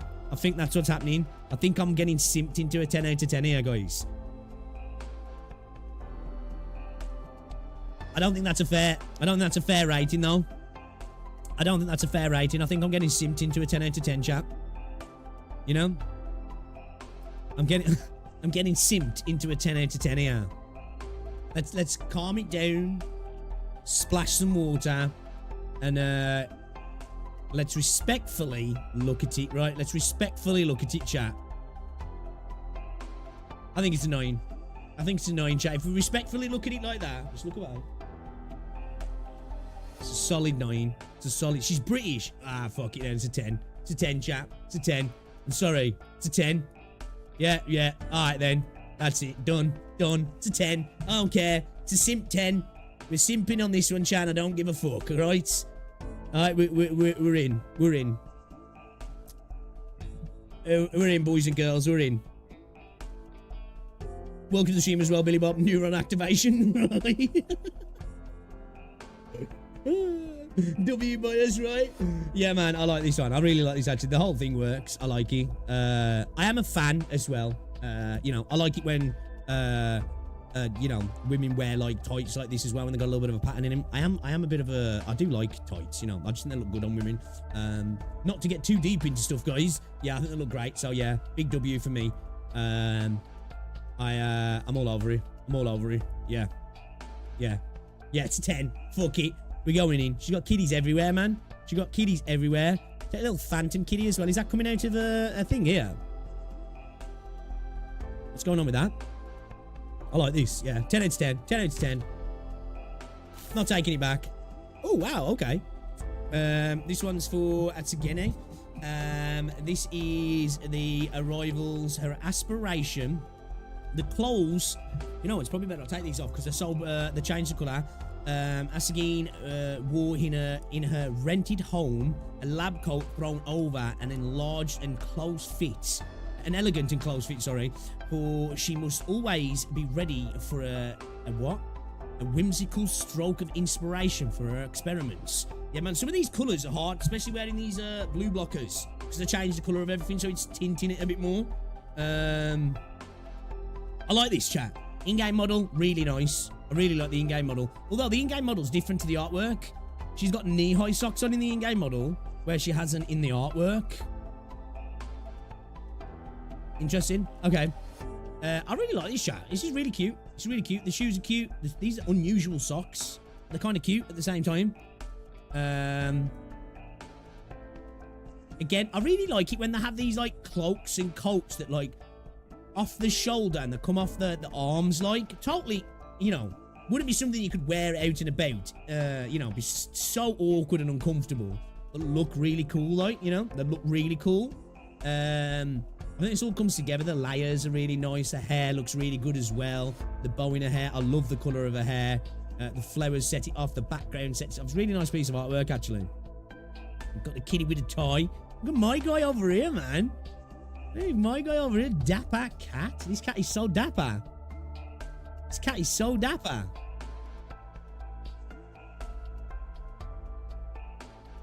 I think this is an 8, chat. Are you off, Hoito? Thank you very much for coming through, man. I do appreciate ya. Enjoy the rest of your day, whatever time it is for you. It's a pleasure. It's a pleasure. Ferdinand Cats. Who is the cat? Cutie's Casa. She's pretty cute. Yeah, I do. I like these. I think this is a solid 8. Yeah, man, get yourself some rest, Ito. Appreciate you stopping by. That was a really nice one, actually. That's like a really nice piece of artwork. It pops, you know? It pops. Okay, let's have a look at this one then. This is the sunny day. Cardigan's outfit when she has just arrived at a city in southern Lithuania. Skillfully tailored to fit a young girl's stature. Light, airy, and blooming with vitality. In-game model looks really cute as well. She's got the bread. She's got the bread, chat. She's carrying the bread. It's cute. Yeah, again, I love these sleeve things, man. These are really cool, aren't they? They really look nice. Is that a skirt or shorts? Like Pringle socks. Got the Converse on. I like this. It's simple. It's like very, you know, summer chill. It's a summer chill kind of vibe. I like it. Yeah, I think I'll give it a 7. I think I'll give it a 7, chat. Not much to say about this one, really. It's nice, though. I think I'll give it a 7, though. I think I'll give it a 7, chat. All right, then. Let's have a look at this one from Milner. This is the W. Daly. As a knight errant wandering Casimir's plains and endless forest, the words engraved on the hilt of his sword, not yet covered by useless trinkets. In-game skin, really good. I really like the skin. The skin looks great in-game, actually. Looks really good. Looks really good. Let's play the little intro. Let's have a look at it. Fear neither hardship nor darkness. A bygone time, unworthy of remembering. A dream, far too lucid. Ooh. I think that sells it even more, that does. That sells it even more. Oh, that's cool. Totally changes the background as well. Oh, is that like a time of war, a time of peace kind of thing going on there? Is that what we're doing? He's drawn the sword and now it's a time of war. And then you sheath the sword. It's a time of peace. Time of remembrance, I guess. Yeah, this is pretty badass. This is pretty badass, man. You know? This looks really cool, man. I like this. I think this works. This works, chat. Dude looks like an absolute badass. Right? You know? That's just what I get from this. I just get that it's got the cool factor. You know? It's got the cool factor.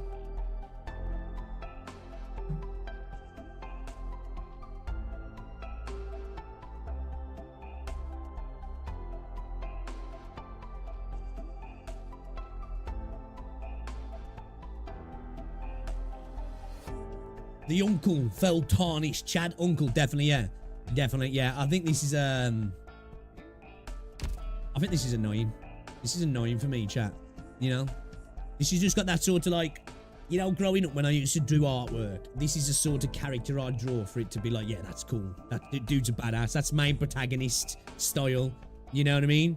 It's main protagonist style. That's where I'll get from that. So I'm going to give it a 9 just for that. I think it looks fucking sick.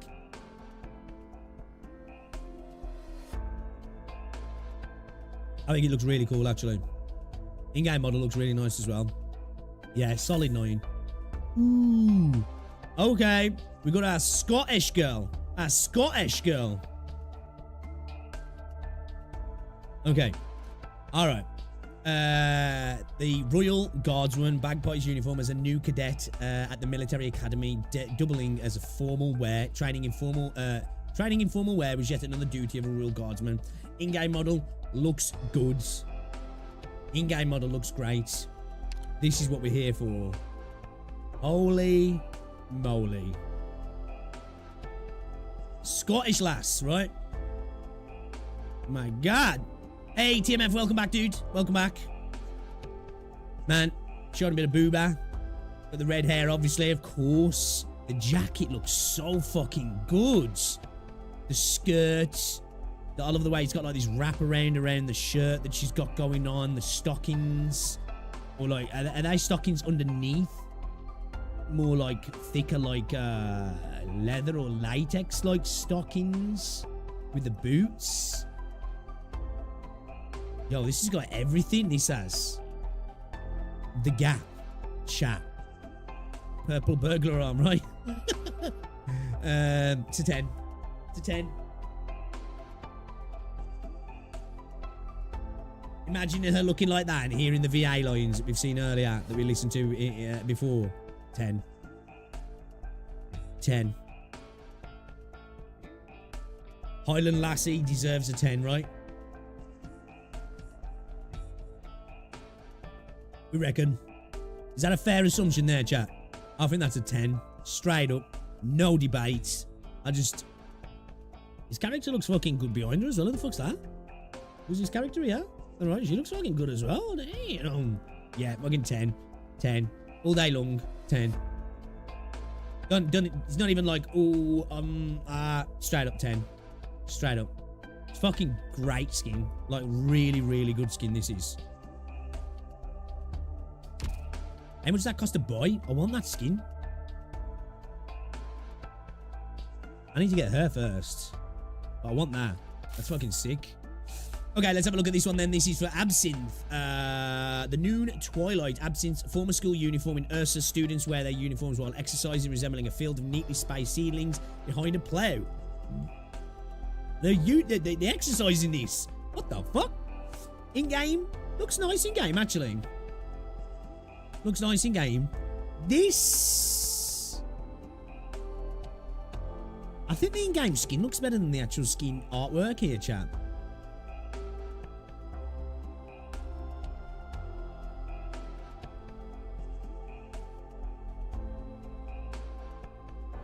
It's like conservative, it's like traditional, and for that he gets points, but...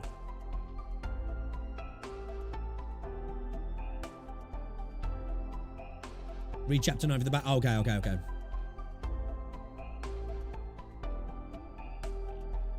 It's a really nice piece of art. Artwork, 10 out of 10 for this. Skin drip.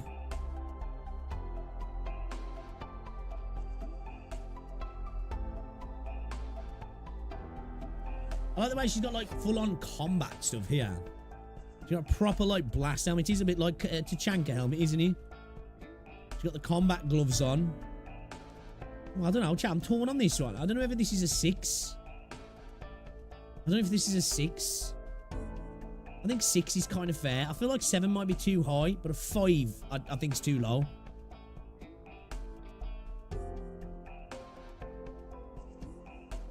I feel like a 6 is fair. Yeah, I think a 6. You know, it just is. You know what I mean? But he gets a point for, I think, for like the style, the traditional style of it. I think. Lord the Janka. Okay, right. This is bright. This is very bright. Okay, then. So this is for Ashlock, the Lances of Kalaskas. Ashlock's formal wear. Woman and family banished her. Damn. Way to dress up to get banished. Traditional dress worthy of the Casimir's night, not entirely inappropriate on her. In-game model, I really like. In-game model, I really like. Are these like pole arms or something more pointed at her? That shows she's not welcome.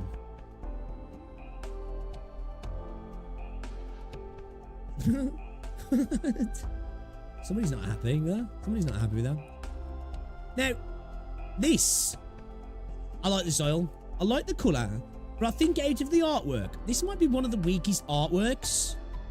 It's got a different style and I appreciate it. I don't know if I'm so much of a fan of it. You know what I mean? You know? It's almost got like this watercolour type style to it.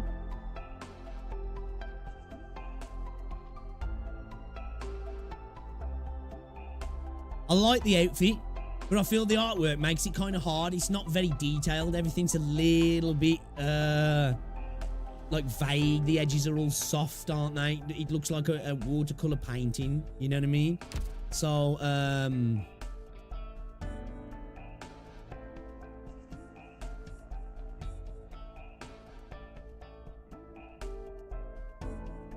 yeah, I'm going to give it a 6.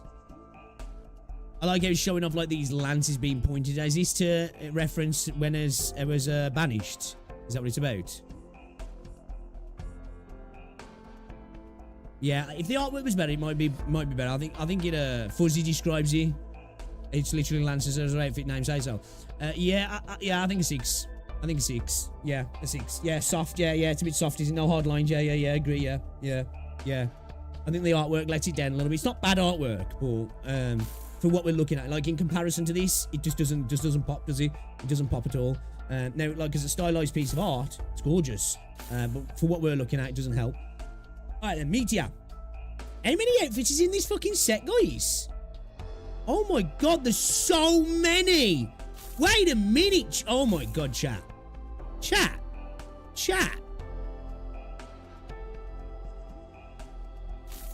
I had no idea there was so many in this one.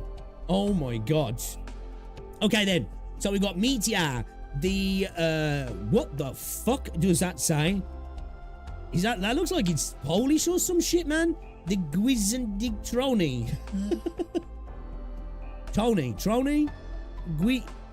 Gwizendictroni? Meteor's winter clothes from backing Casimir's balancing lightness and warmth. They also allow one to easily hide in dense forests. A reproduction.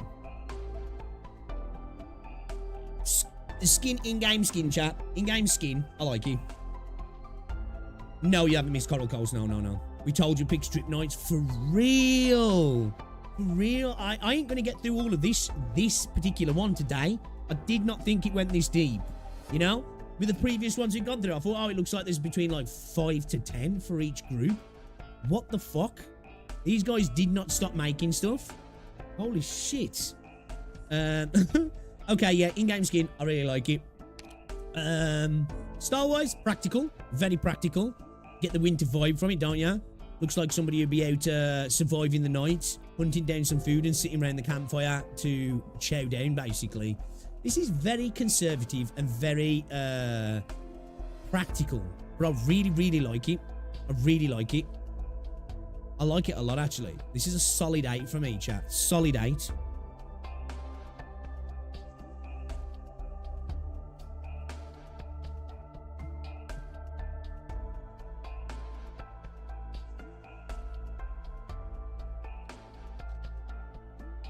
At first, you're surprised by how many skins there are, and eventually, you realise there aren't as many skins as there should be. Jesus, there's a lot, though. There's a lot. I think this is a solid 8. Solid 8 for me, personally. It looks really good.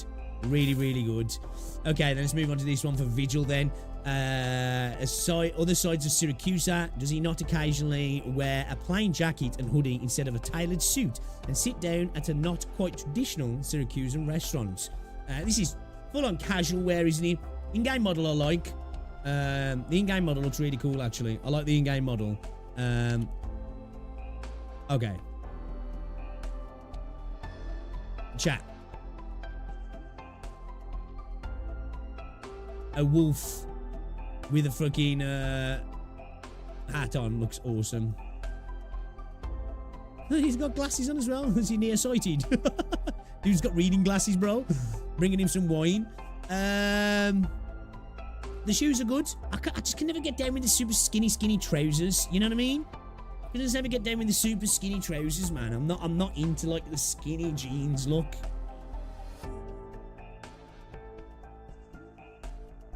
I don't think it works. Jacket and the hoodie's nice, though. I like the jacket and the hoodie. The jacket's really nice, actually, like legit. But I'd wear a jacket like that. Hoodie. Guys, you'll see me 90% of the time I'm in hoodies, so that gets a rate from me. Like, if I was looking at it like that, get rid of this. Get rid of the choker, okay? Get rid of the choker. If you're looking at the hoodie and the jacket, fine. Trousers, nah, bro. Nah, bro. Yeah, it's got to be a 5, chat. It's got to be a 5. If it wasn't for the trousers, it might be potentially as high as like a 7. If you got rid of the choker, got rid of these trousers, say this was like with some cool combat trousers or some sick tracksuit bottoms, this could probably be like an 8, actually. You know what I mean? I think if you got the choker and the trousers, spoil it, man. The choker is an Oripathy monitor, I think. Yeah. Still affects the drip, though, chat. Still affects the drip. Still affects the drip, you know? Just saying. I know he can't really help it, but just saying.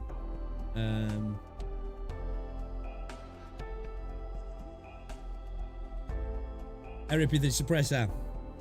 Alright, maybe I'll let him off then. Still, looks a bit twinky, doesn't he? Can't he have it anywhere else?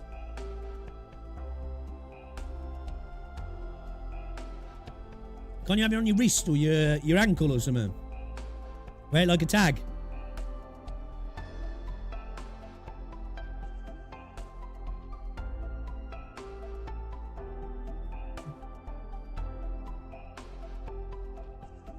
Yeah. Yeah, it's a 5. It's a 5. It's mid. It's mid. It would be lower. If it wasn't for the cool jacket and a cool hoodie, it'd be lower. Yeah. More like drip suppressor for real. You can be... Oh, okay. Depends. Okay, yeah. Kind of makes sense, I guess. Kind of makes sense. Okay. All right. This is for Ansel. Okay. This is the nighttime cafe. Always meticulous. Ansel likes to be properly dressed at the cafe as well. He steadfastly refuses to sell coffee at night, however. It's not good to be drinking coffee at night, is it? In-game model looks really nice, actually. I think the in-game model's really cute. You know? The in-game model's actually really cute. Artwork. It's a cool piece of artwork. I like the little bunnies. The outfit itself. I'm not vibing with you. I think the in-game skin looks better than the artwork, if I'm honest. Well, not the artwork, but the style, should we say. The style of the outfit looks better in the in-game. They're massive, aren't they? Like, if his artwork was the same as the in-game model, his ears would be down here. Like, huge. Oh, no, they're not. They're like here. Are they be like this? Jesus, they should have done that. Ansel, best girl. I know. We won't talk about that, chat. We're not going to talk about that. For me, it's a 5. It's a 5, chat. We're moving on. Okay. So we got Read the Flame Shadow. Curator, scholar's garb, straight from a fairy tale. Stuff your magic knowledge and curiosity in the pockets and take notes with Read. Wow. In-game skin looks great. Looks really, really good, actually. Holy shit, the animations.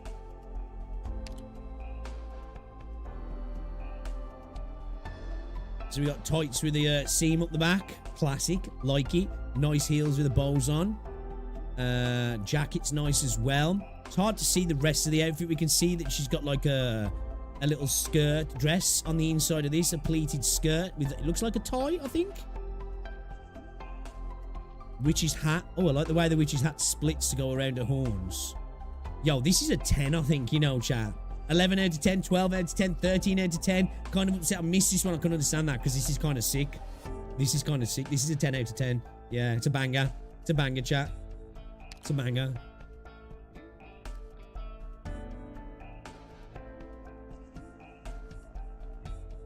Oh, yeah. Yeah. Yeah, it is fire, isn't it? Literally fire. Yeah, I like this. Yeah, it is like a little frilly dress, isn't he? Yeah, okay. I really like these, yeah. 10 out of 10. Solid. Got a few 10 out of 10s today, haven't we, chat? 14 out of 10. We keep going. Banger. 10 out of 10. Banger. Pardon me. Mint. Private study. Mint's formal wear at Victoria Institution for Higher Studies. The green waistband showing off her lines and individuality. Higher studies. What's this, like college, university or something then, is he? In-game model looks really cute as well, actually. The in-game model looks really cute. Okay, so we got like one tight and one stocking.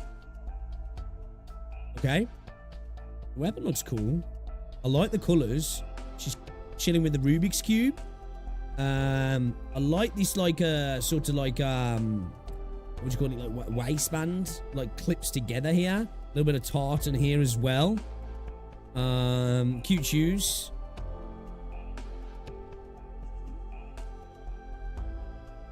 I think this is a solid 8. This is really nice as well. It looks really nice. It just looks nice. You know, it's pretty, it's elegant, it's cute. Solid 8, chat. Solid 8. All right, let's move on to this one. Then the Earth Spirit made you feel practical yet dignified. It protects from the elements on the field surveys, but can also be worn under a jacket for conferences. I don't know if that really protects from the elements.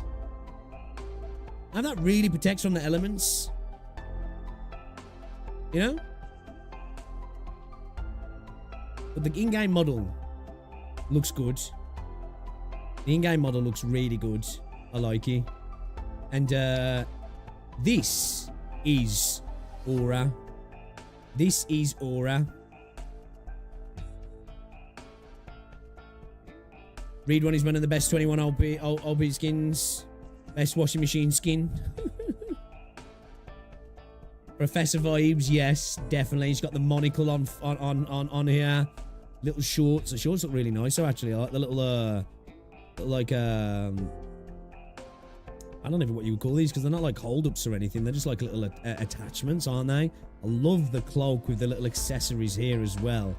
Like the Pringle type golf jumper as well, the V-neck jumper.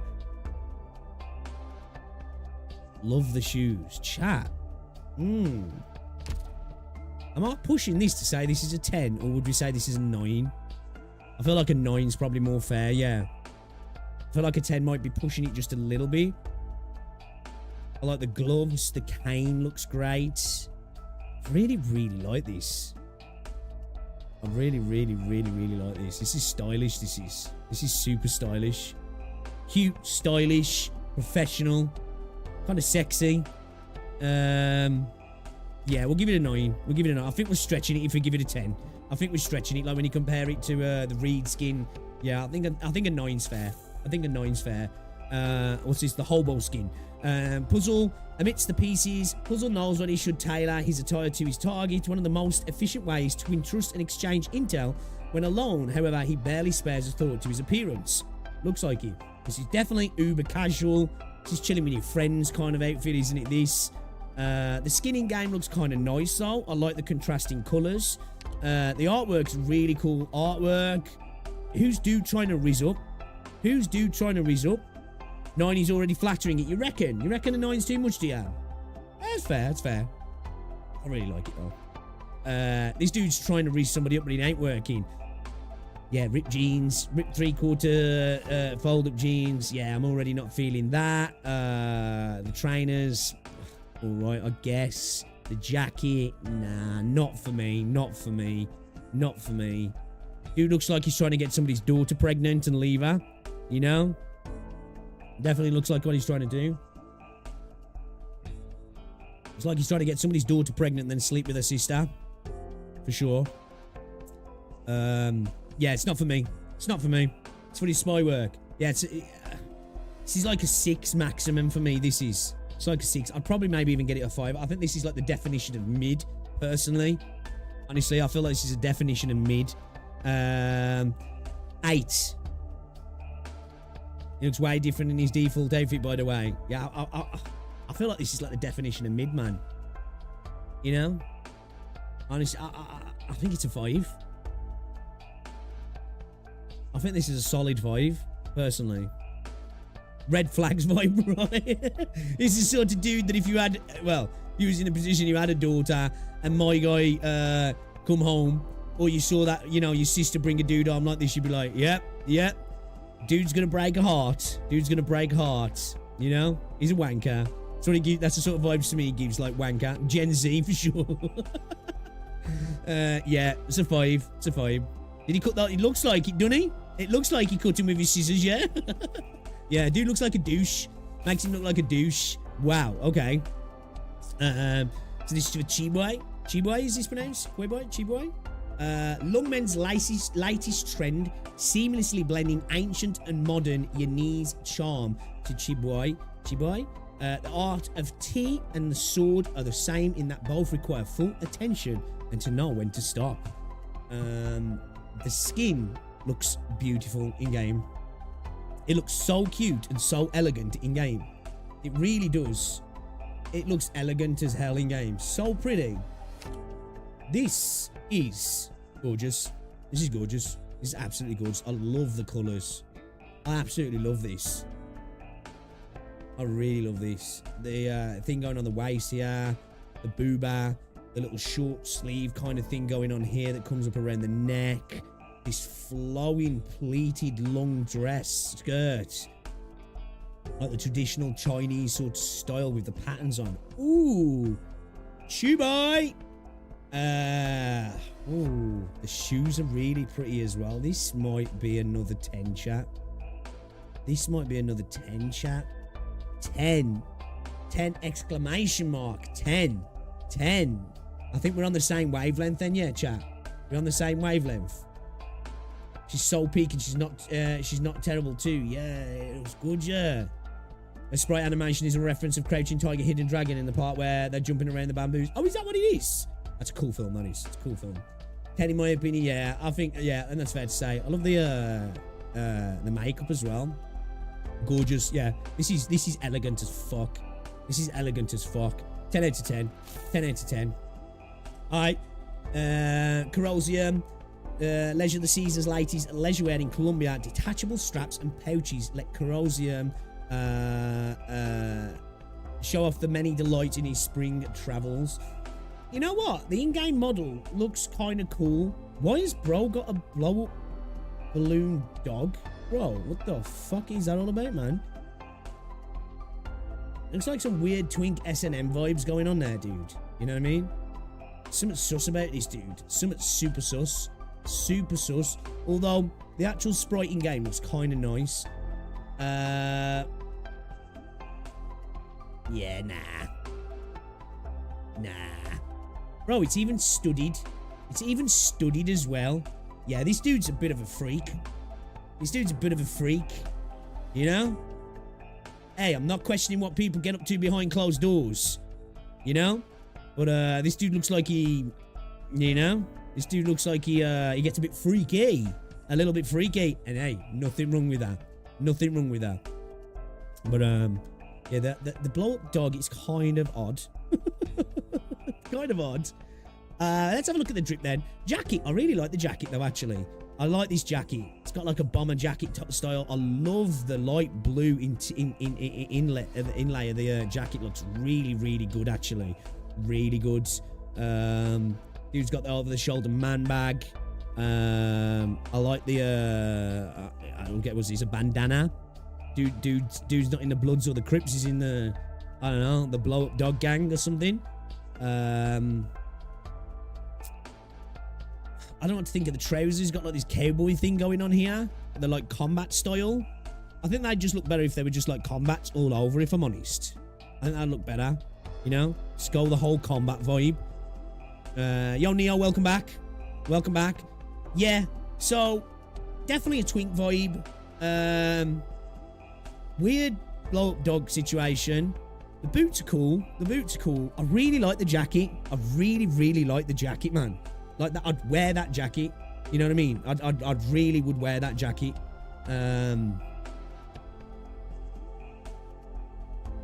rest of it though, yeah, this would look a lot better if this was, you know, if this were just full-on combats. Like, I think this would be like a solid 8, personally. If these were combats. I think because they're not, and they're like jeans, and ripped jeans as well, I think it takes it down to like a 6. I think it takes it down to like a 6. There's a tactical hair clip in his... Oh, shit. Is that in his hair or on his ear? It's on his ear, isn't he? What's bro doing? What's bro doing? Doing too much, bro. You're doing too much. The blow-up dog. The clip. The studded lead. Come on now. Come on now. Come on now. I like the jacket, though. I like the jacket, though. A 6. 6, chat. A 6. Okay, let's have a look at this one then. This one's for Cement. The Cement survey consultant outfit snug and durable. The contrast of the hoodie and jacket brings out her vitality. She also gets herself a pair of goggles to match with them. In-game model, really cute, simple, really, really cute. Alright, Isaac, no worries, buddy, no worries. We're wrapping up in it myself in a second, guys. We're wrapping up myself in a second. It's 10 past 4 now. I like this. I like this. Super casual. I like the leggings. Trainers look good. I like the colour of the jacket. I like this. It's simple, but it looks nice. You know? That's concrete, baby. Yeah, I think that's an 8. I think that's an 8.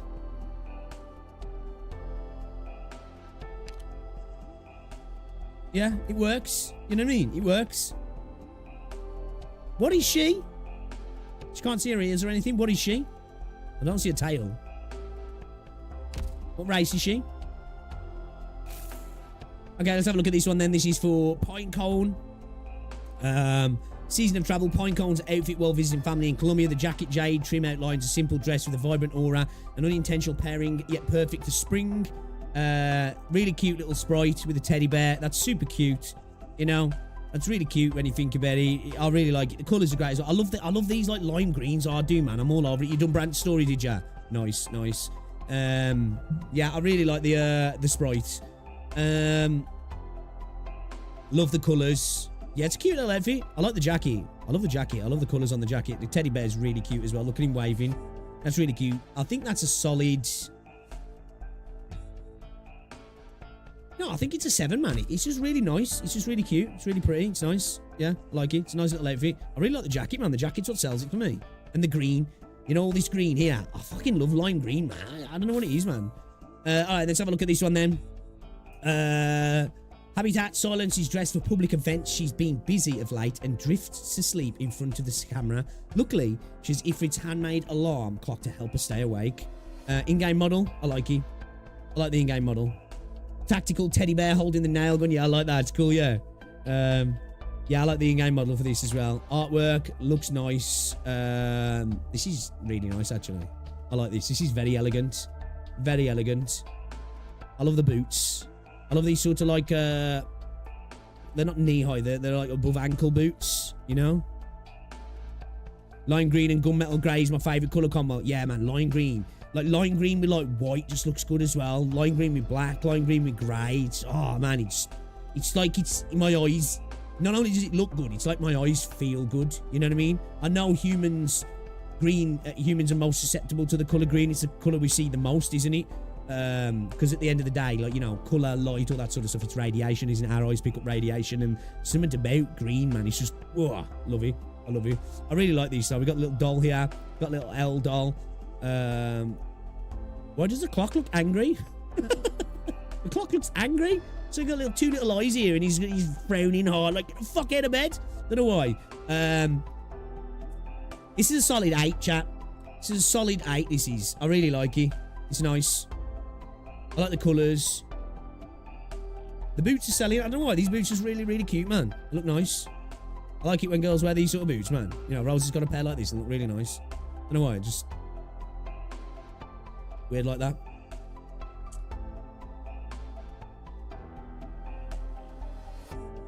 We got over Fartooth. No. Welcome to the stream as well. Okay, we'll make this the last. How many we got left? Yeah, it's gonna have to be the last one. It's gonna have to be the last one. It's gonna have to be the last one. It looks like we're stopping on a good one as well, by the looks of it, chat. Gladia. This is the I am the tides, an outfit Gladia often wears with the tides. She comes and goes freely between land and sea. The hunter is at ease, for the hunter is the tides. Okay. Sprite. Yes. Sprite looks great. Sprite looks great. Oh my god, that is really nice. I really like the in-game sprite there. Now, holy moly shit. This is going to be a whole ass series. It is. Tomorrow, we're going to play the game more. But we are going to get back to doing this, guys. We are going to get back to doing this. We're milking it, chat. We're milking it. We're farming. We're farming, chat. We're farming. Oh my god. What a one to end on, though. This looks great. She's like wrapped in thorns, bro. Holy shit. The boots are so fucking cool. Look at the boots, mommy. Right, this is that vibe. Yeah, it's that vibe. I love this like leg thing going on here. That looks really cool as well. Jeez, bro. That's literally all she's wearing, right? She's definitely going braless. Is she going pantyless as well? Oh my days. I like the little collar thing going on here. The hair looks great. Yeah, that's a woman. Yeah, this is nice, isn't it? Yeah, I like this. This is really good, chat. This is really good, chat. I mean, that's just... Do you know what? I wish the artwork, she had the hat on in the artwork. I wish she had the hat on in the artwork. Just so I can see what it looks like. Is a 9 fair, or should we go for a 10 with this one, guys?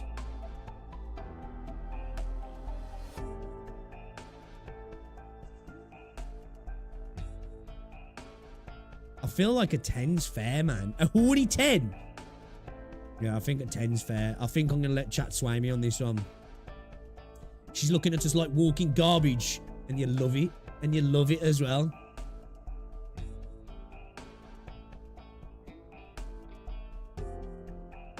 Nine for unbiased, 10 for a goon. That's fair. That's fair. We'll lean into the goon. We'll lean into the goon. We'll definitely lean into the goon. Yeah, it's a 10. It's a 10, chat. It's a 10. Alright, that's a good way to end it then, I guess, on a 10. That is a good way to end it on a 10, chat. This is going to be a lot longer than I thought it was going to be, chat.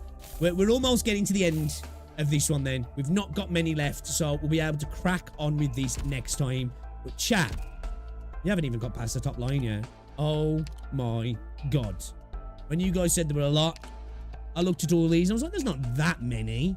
What, 5 or 10 in each one? It's not that many. I take it back. I take it back, chat. There's a shit ton. There is a shit ton. Oh my days. Okay. Alright. I enjoyed that again. Different kind of stream, you know? We just hung out, we've reviewed skins. It's been fun though. It has been fun. Guys, we're at almost 80 likes. Let's see if we can push for 100 likes on the stream as well, whether it's after the fact. If you are watching this after the fact, guys, drop a like on the stream. Very much appreciated. Share it to everybody who's hung out today, guys. I've had a blast. I really have had a blast. You guys make it much more enjoyable. But I'm enjoying the Arknights series. I did upload part 1.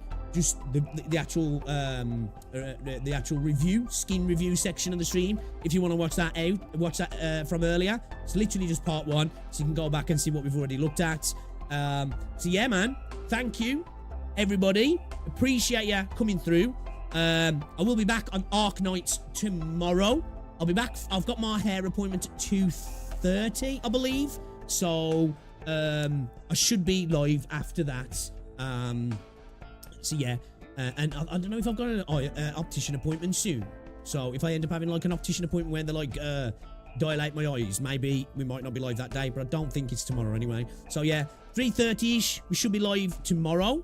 So it'll be a bit later, so it'll be like an hour ago tomorrow. We'll go live, and we're playing some Arknights, and we'll be doing some other stuff as well. We're just gaming. We're just gonna be gaming all day tomorrow. I might stream again tonight, guys. Catching up on Sending Zone Zero and Wuthering Waves. Because I'm behind, so I need to catch up. I've been diving into Arknights too much. I'm slacking on all my other games. So thank you everybody for hanging out. It's been an absolute pleasure. Enjoy the rest of your Friday, guys. If I don't see you over the weekend as well, have a great weekend, man. Have a great weekend, and I'll catch you all in the next one. All right, see you later, guys. Have a great day. Ta-ra.